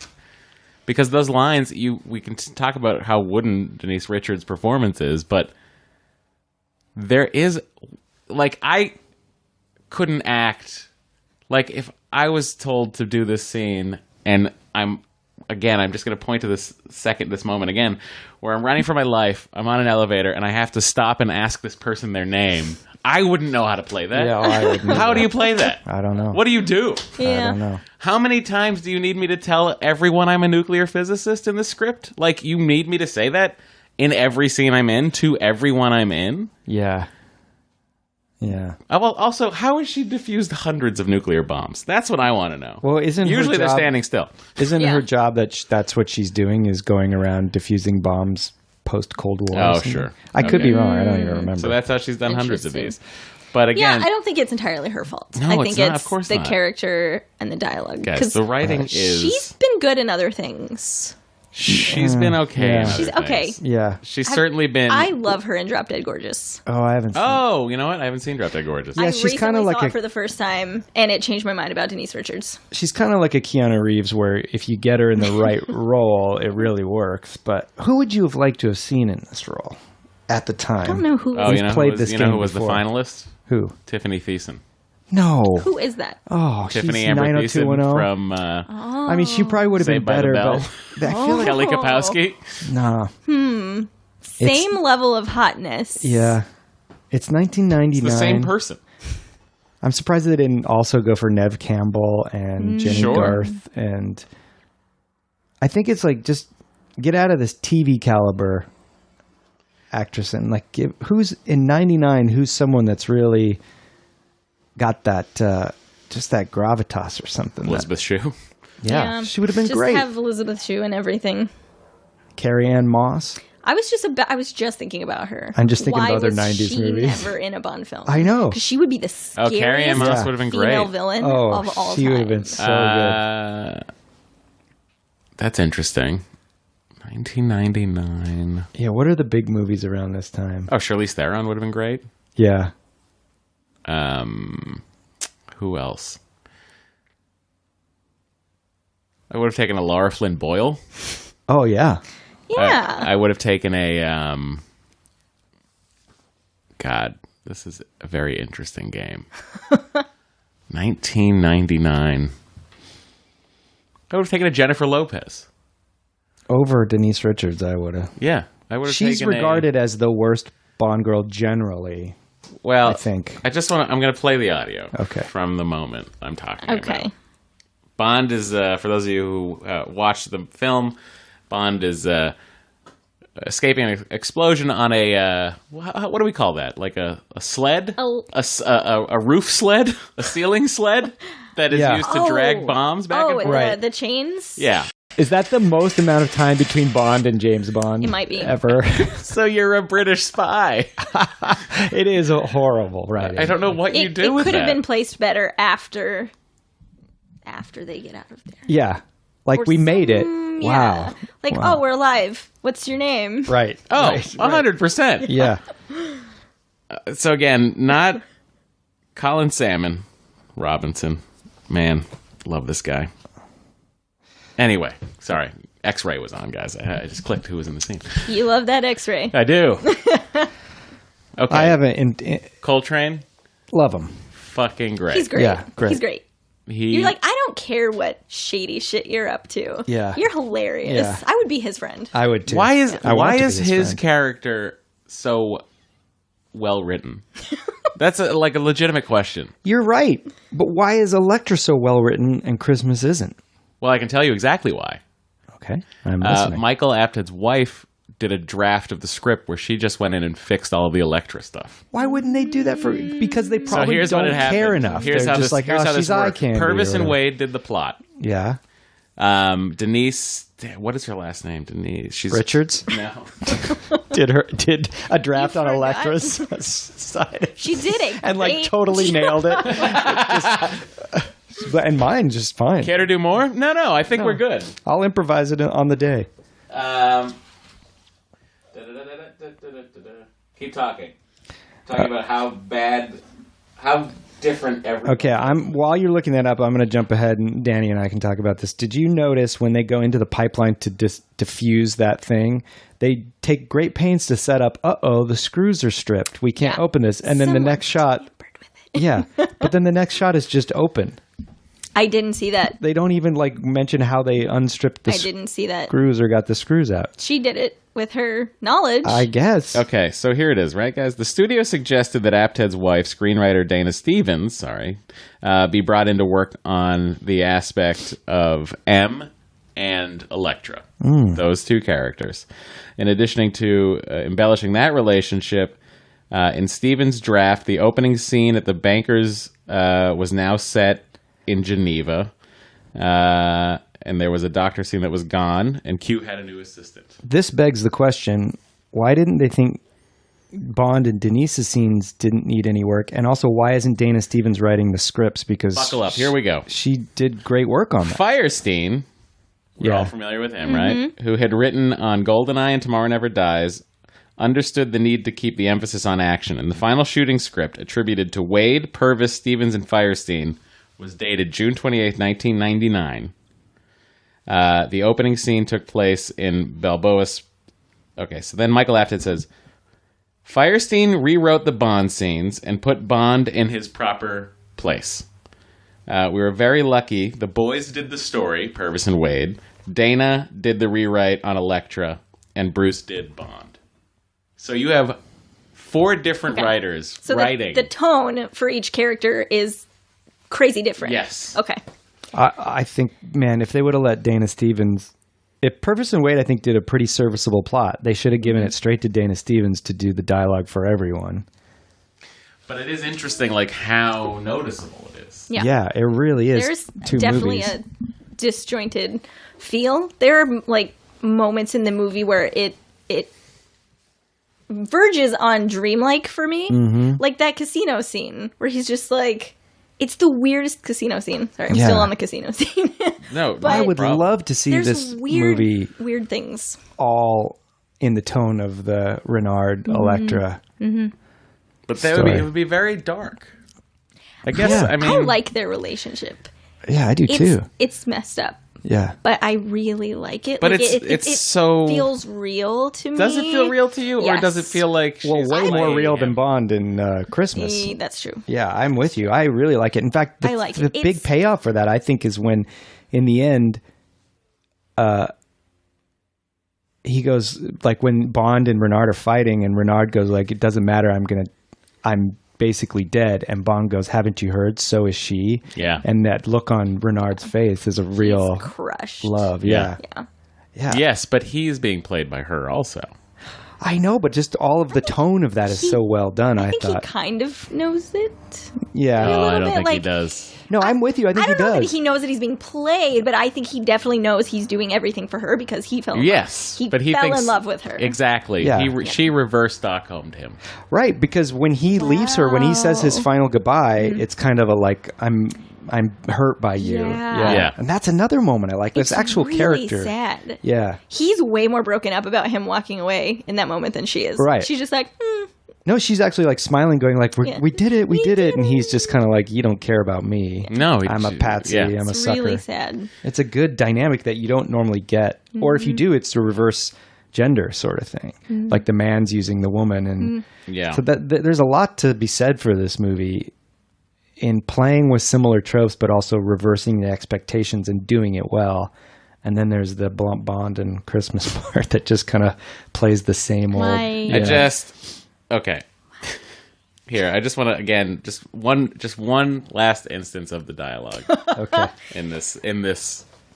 This is what she was given to work with here. Jump. Do you want to explain why you did that? I could have stopped that bomb. You almost killed us. I did kill us. She thinks we're dead, and she thinks she got away with it. Do you want to put that in English for those of us who don't speak spy? Who's she? Electra King. Yeah. It's bad. Yeah. It's bad, but also the fact that what he said wasn't that crazy. I know. And if she's No.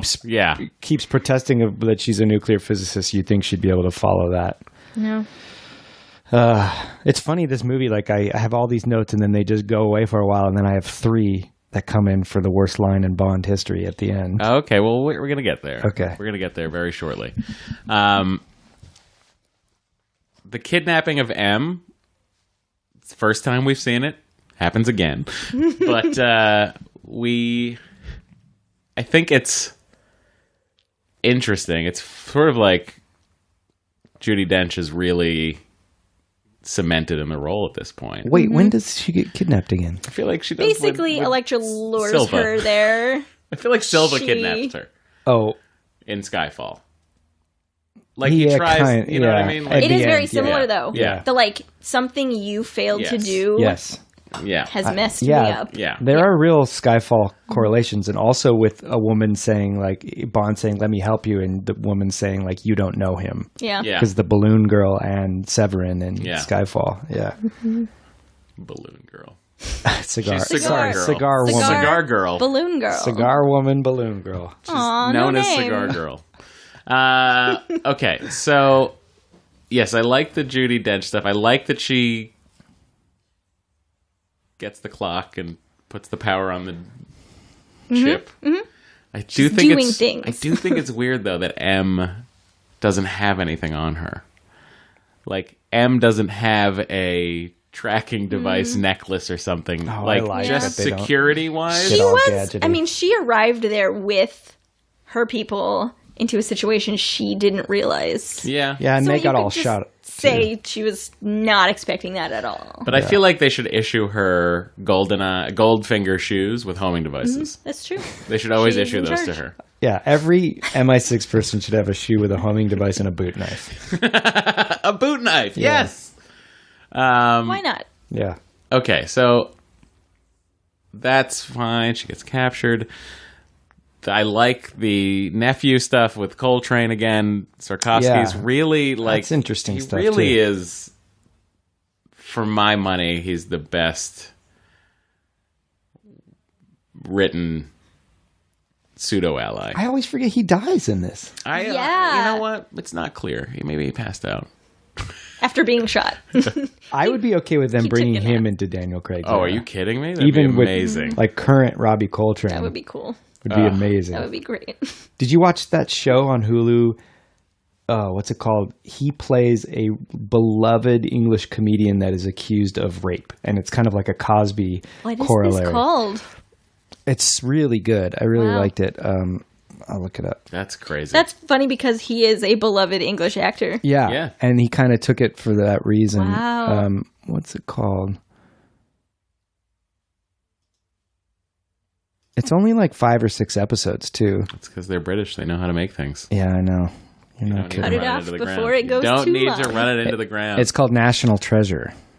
What? No. That what's happening there is And he steals these Yeah. American artifacts, you see, and This is interesting. his dad is John Voight. Do and you think the Declaration of Independence is trying to tell him something? it might be. He rapes the Declaration of Independence. Wow. Wow. That's definitely He illegal. must be supporting those Parkland kids. Oh, that was the Constitution. I messed up the God. joke. Bill of Rights. It is called National Treasure. It's really good. Bill of Rights. I messed it up again. was- Bill the Bill of Cosby of Rights. Rights. Wow. It just keeps going. When it shouldn't. We I are in a dark apologize. place. I brought us there. So let's get to the torture chair. Yeah. The Scary. hurt acting chair. It doesn't hurt you. It forces you to act like you're hurting. Well, I think that they, in the vein of them reverse engineering Q gadgets, they were like, let's reverse engineer something where Pierce is acting. Let's play Makes to his sense. weaknesses. Let's play to what he likes doing the most. He really goes for it. He does. Get that lower jaw out as far as we can get it. I guess Stretch the let me see if corners I can of the articulate why I have a problem with this, because I think when I did like theater acting in college, I remember it was always easier to act the extreme situations because it was like you could emote more, so it was easier to get messages across. Yeah. And I found it much harder to be subtle. And I think the best actors do bring some subtlety, like Electra and Renard in this. But I think Brosnan's a little bit more surface in Bond, at least. Yeah. And so he's like, oh, I don't have to work as hard right now. I just kind of do these. I wouldn't say that's working less. I would say that's not crafting. Yeah. It's not crafting much. Yeah. But like that's got to be intense to do that for however many takes, That's you know? true. Like it's a different kind of work. That's true. Maybe not the best. But it's something that immediately registers and feeds back to him as this is reading. Like I'm acting. I'm truly acting. Boy, am I! Oh my God, am I acting? You know, I'm Do spitting you think, balling do some you of think this. in I his don't know if mind it's true. he's picturing where the Oscar's going while he's Maybe. acting? Maybe. Yeah, to another actor. Hence the grimace. We Yeah. are Yeah. really just big fans. We are. I mean, I get what you're saying. It is a lot. But it is also nice to see James Bond distressed Yeah, by that's true. something. After watching Craig, who's just very, very like robotic almost in certain elements, and then like going back and seeing some of Roger Moore, like when he's put in a tricky situation, he's like freaked out, and it's kind of refreshing to Yeah. see his eyebrows go up, and he's truly worried. Yeah. This So is- I don't know. It's kind of nice to see him. Sophie Marceau is the first female Bond villain. Right. Well, And- like main villain. Yeah. Yeah. Huh? Unless you count Rosa Klebb. Yeah, I would consider her a villain. Yeah, she's kind of. But she's working for Blofeld the whole time. I know, but Do you know what I But mean? I Like wouldn't- the top of the pyramid of this plan is all Sophie Marceau. I know, but that's like saying Largo isn't the villain in Thunderball. True. But True. compare the torture scene between Daniel Craig in Casino Royale to this, and I mean, because that scene between Mads Mikkelsen and Craig is just so Mads good. Mikkelsen is so good. Yeah, he Like, is. Well, I've never yeah, seen he him elevates. not make something amazing. I know. What is it about him? He's really charismatic. He's very good. He's even good in Rogue One Yeah, Yeah. yeah. He's good. as the Death Star designer with a heart of gold. That's right. Galen Urso. Like, what the fuck is that? I know. They made me. I've got a heart of gold. I know I've designed this super weapon to He's kill like planets. the Oppenheimer. Yeah. Yeah. So this is the first time Bond intentionally kills a woman. And boy, does he. And like point blank to the chest. Yeah. Like But- Rosa Klebb gets off by Tatiana. It does work for me in this movie. It doesn't seem too Mayday extreme. gets off by herself on a riding a bomb out of a mine. Yeah. Sorry, I'm just emoting like her. She shakes her fist in a blimp. It's the best movie ever. I am thinking about it, though. He doesn't have to kill her because she's already yelled dive. She can't do any more harm. But he can't that was leave her for him. behind. Yeah, That was for him. that He was a upset vengeance that he got killing. played. There's also something really annoying in the way that she's like, you won't do it. It's Yeah. like all those girls that I are know. like, oh, I can get this guy to do anything. So Right. it's like he's almost like, no. Yeah.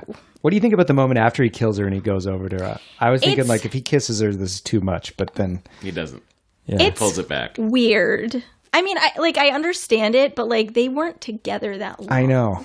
Like, I understand that he fell for her. I believe that. But Yeah. he really...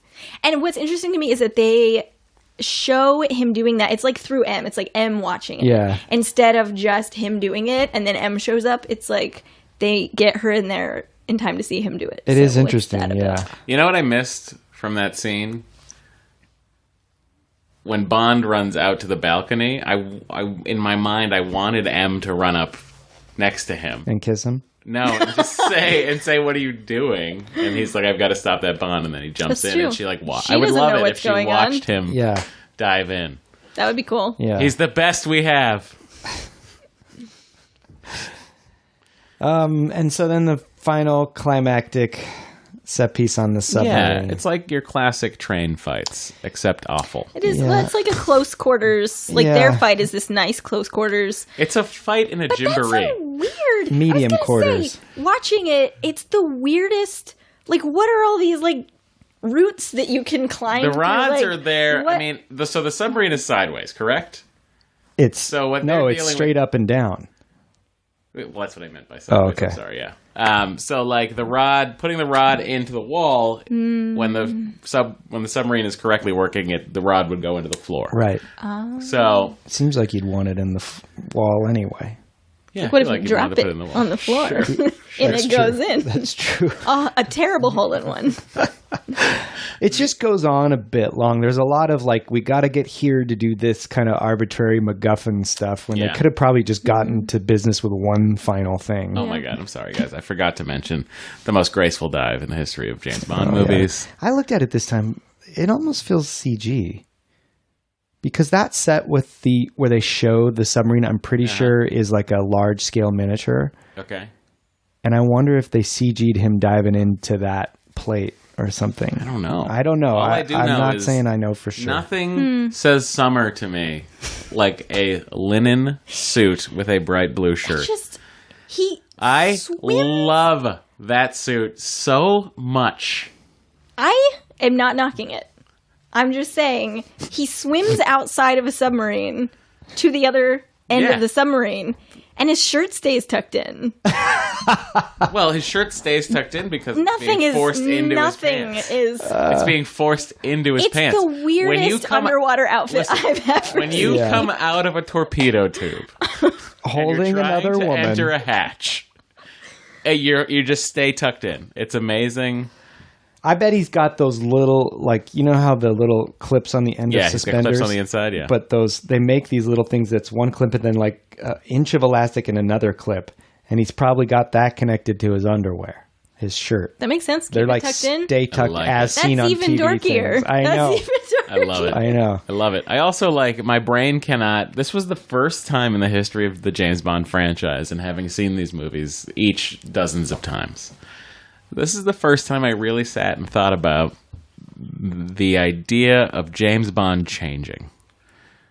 Like the idea, conceptually, him bringing his luggage along to every. We talked about new this in situation. great We did. detail We last talked week. about it Or in for Spectre. Spectre. Yeah. Regarding Shopping. more But for me, it's not even the shopping this time.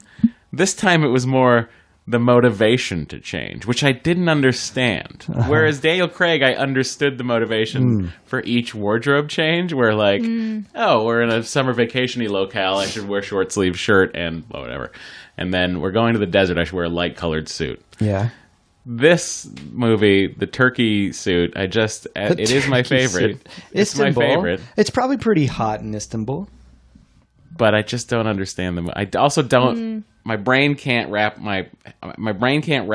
the timeline of like, does he sleep during this situation? Like, No. is this like new day, new suit, or is this like He changed. I'll be right down.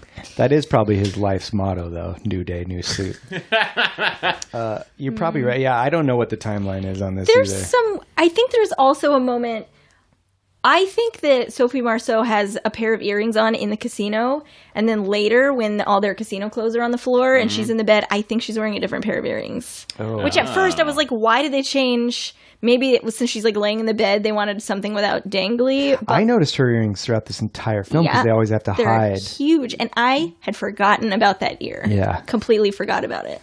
She is amazing. It's like when Silva takes that fake jaw piece out. That is an interesting question. Like, how quickly does this film take place, and which Bond movie takes place in the shortest amount of time? Like, is there one close to real time? It feels like Skyfall is pretty unravels in a few days. Yeah, but I think Does it? Maybe not. No. No. I don't think so. No. Right? Because where is he? Where he's on the beach with the scorpion. Oh, right. Oh yeah, that there's takes months. place. Yeah, Months right. pass between them. He has to events. get real washed up. Yeah. And that takes a while. Spectre if you're Daniel goes. Craig. Spectre's a few, like maybe a week. Yeah, I don't know. I haven't really thought you got this to through. factor in the travel too. Yeah. But we see a lot of the travel in that. Yeah, but I'm wondering. This feels like the length of time he's known Christmas Jones feels like a day and a half. Yeah. No, really, because he's like he meets her at the site, which I'll assume is the morning. Great, we all agree it's the morning. Give him the benefit of the doubt. Meets her at the site. Let's say he got there at 7 a.m. They have this whole explosion-y thing, which probably takes them till about, I'm going to guess, 8:15 a.m. Right? Exactly. Then they're like, she's like, you're a British spy. You told me your name while we were almost blowing up. Thank you.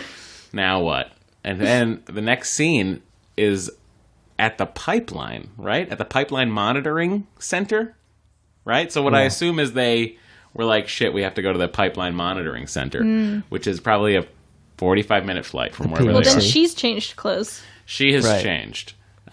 He has changed. But they take what I'm going to say is a 45-minute flight, right? This pipeline thing, let's say they get to the pipeline at noon. I can't even go. No, on Matt, this journey. they're at the pipeline at noon. Can't. I mean, The explosion happens. this is like a Purvis and Wade plot. Right? M is kidnapped. This all happens in one day, Okay. right? So then the next day is the end of the movie. No, I think they knew each other for 2 days. When do they go There's to a the? whole- Oh, they got to oil go to fields? Sarkovsky. There's Yeah. a whole evening. Yeah, that evening. It's like the whole evening where M is, and then they're like, here's the clock. You Yeah, die in the yeah. morning or at noon. Right. Like the Wicked Witch. No, that's all with one the day. hourglass. Because that night after the No, I after think he gives her after that the day pipeline before. after the pipeline explosion, they spend their evening at the caviar factory, Yeah. and then the next morning is the end of the movie. So it takes a day and a half. Pretty bright for morning. It's a day and a half. I tuned out during that, so I defer to you. I don't know, and it's nothing personal. I just don't know. You know I don't have it for timelines. All right, all right, fine. Sorry. So he kills Renard. Can we talk about just before Renard dies? When he says, "Welcome to my nuclear family." Oh, that's the That's line I was it. talking about. The one he had a real. It just doesn't seem like it would come out of that character. It really, like, I don't even know. I think they don't even show his face. I think it. Yeah. I think it might that's be like 'cause a shot from behind. He, as an actor, is probably turning away from the camera because he's embarrassed. Like I believe Can't. they do. I was Welcome to my watching this nuclear with family. subtitles on, as I often do, just because it helps me understand plots better. Maybe I should do that. Yeah, But- me too. Because I did not understand When this he one. says, "Welcome to my nuclear family," you're both so right. The line stood out to me like a sore thumb, but it also is delivered with such a disdain for either the dialogue or James Bond. It works on both parts, Right. but it's so out of. Yeah. It doesn't It's mean so out of anything. character. No, Like, it's so bad. he doesn't have a family. Like, if Electra was his family, she's dead, and he knows that now. So I found it. The line doesn't even make, like, it's a crazy line anyway, but it doesn't even. We could threaten out the whole city. James! Welcome to my nuclear family. Oh god! I mean, obviously, I get that he's joking about the plutonium, weapons grade plutonium, but that it's just so ham-fisted to throw that in there, and they're like, "Don't worry, Robert, we're probably not going to put this in, but we just need to get one take of you saying it." Or here's actually devil's advocate here. I bet he was like, "Guys, can I get one? I don't know. Can I get one? I don't Just know. give me one.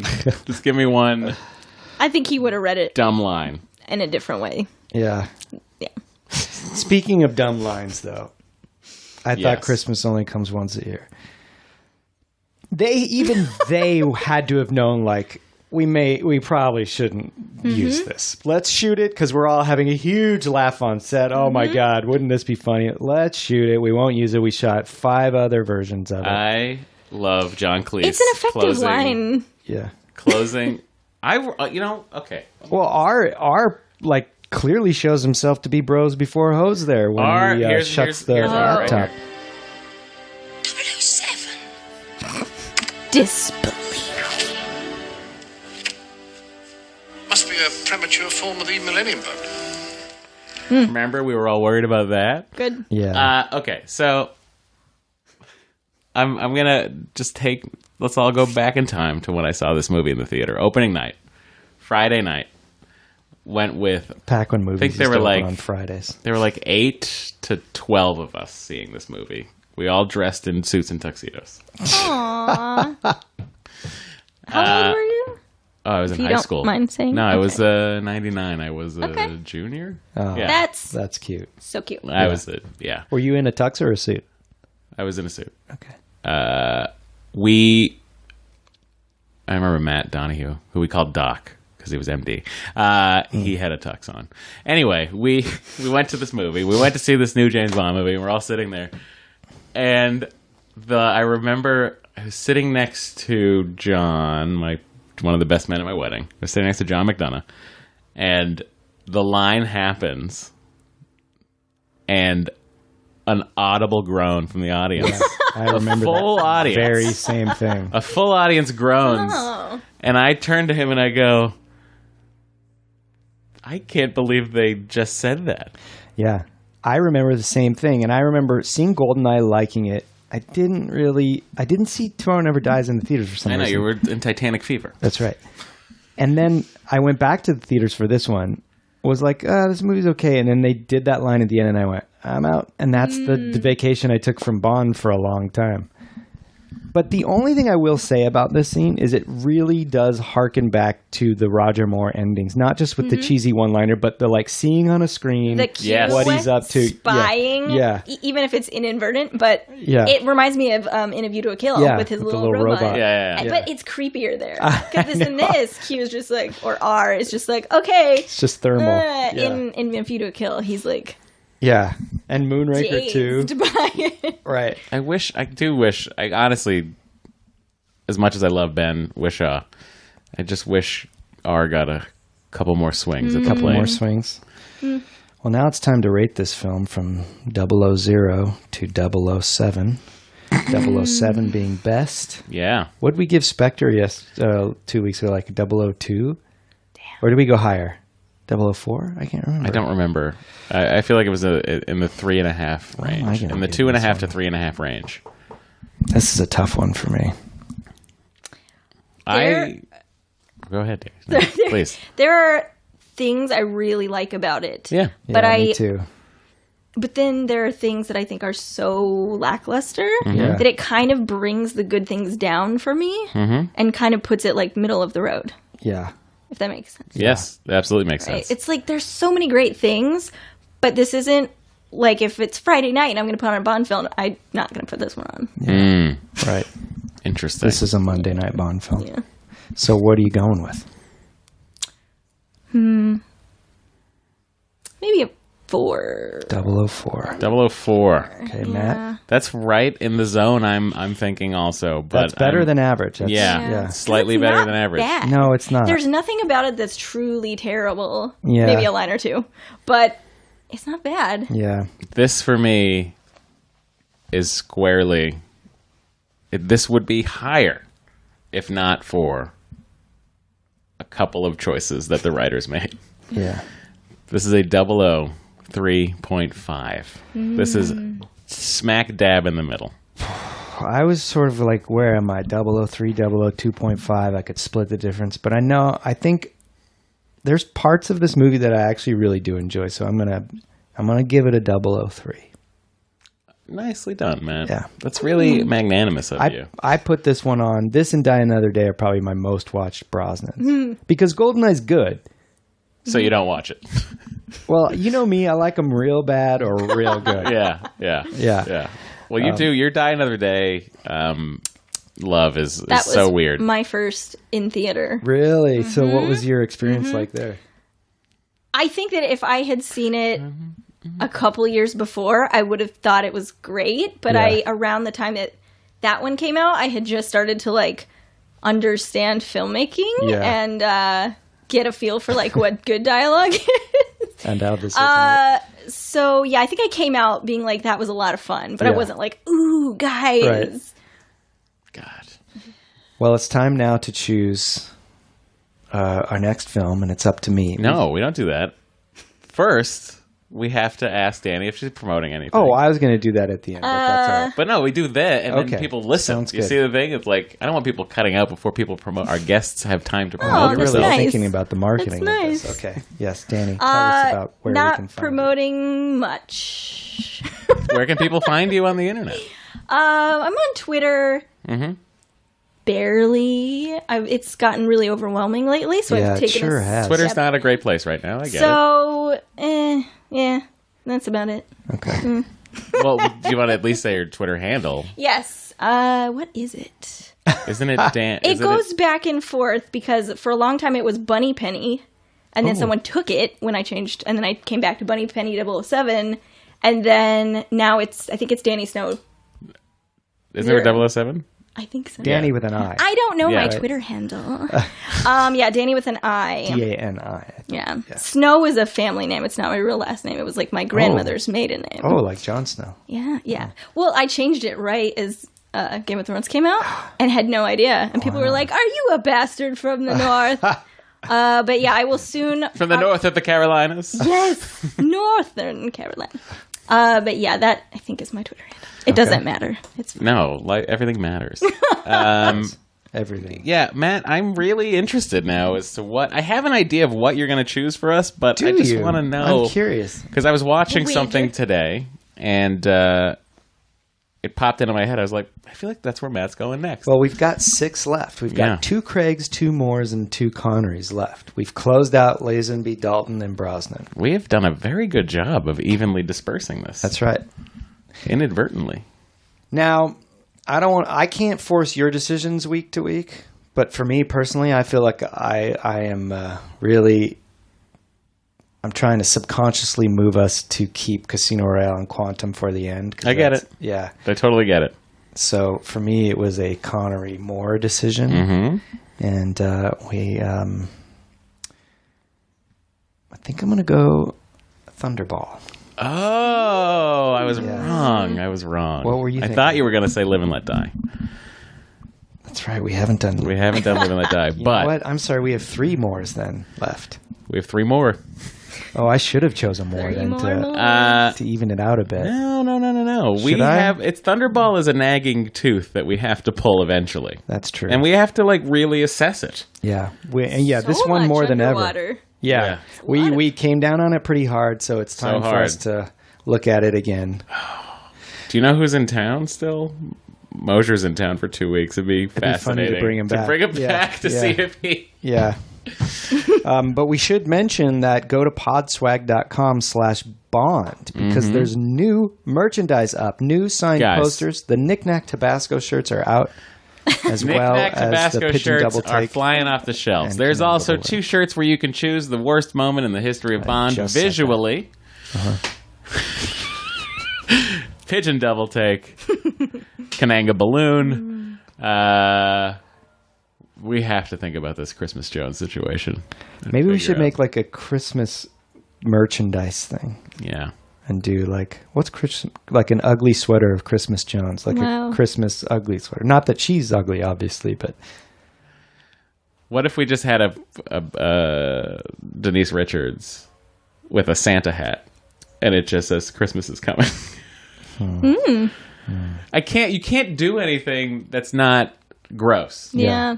yeah. Sadly. I think you just have a Christmas tree and next to it Jones, but it's in like a nice sweater, you know? I like that. Yeah. I like that a lot. That's good. Christmas Jones. Ooh, follow up to that. Yeah. We put a doctor in a lab coat, a generic doctor in a lab coat, a Christmas tree and Jones. Dr. Christmas Jones. Okay. Yeah. No? I think when people hear Dr. Jones, they think of Indiana Jones. Yeah, That's you're right. true. So- Yeah. Which reminds us, we got to get back to Indiana Jones and get Paul Rust back on here. Yes. There's a lot we got still to come. There's so much to do. We also have to do some commentaries. We do. You know what? Everyone, Matt, Oh, I don't like when you do these things where you say what we're going to do without checking with me first, but I'm curious to say what you're we going should to think about recording a commentary next week and then do the real podcast. Yeah, that's not a bad idea.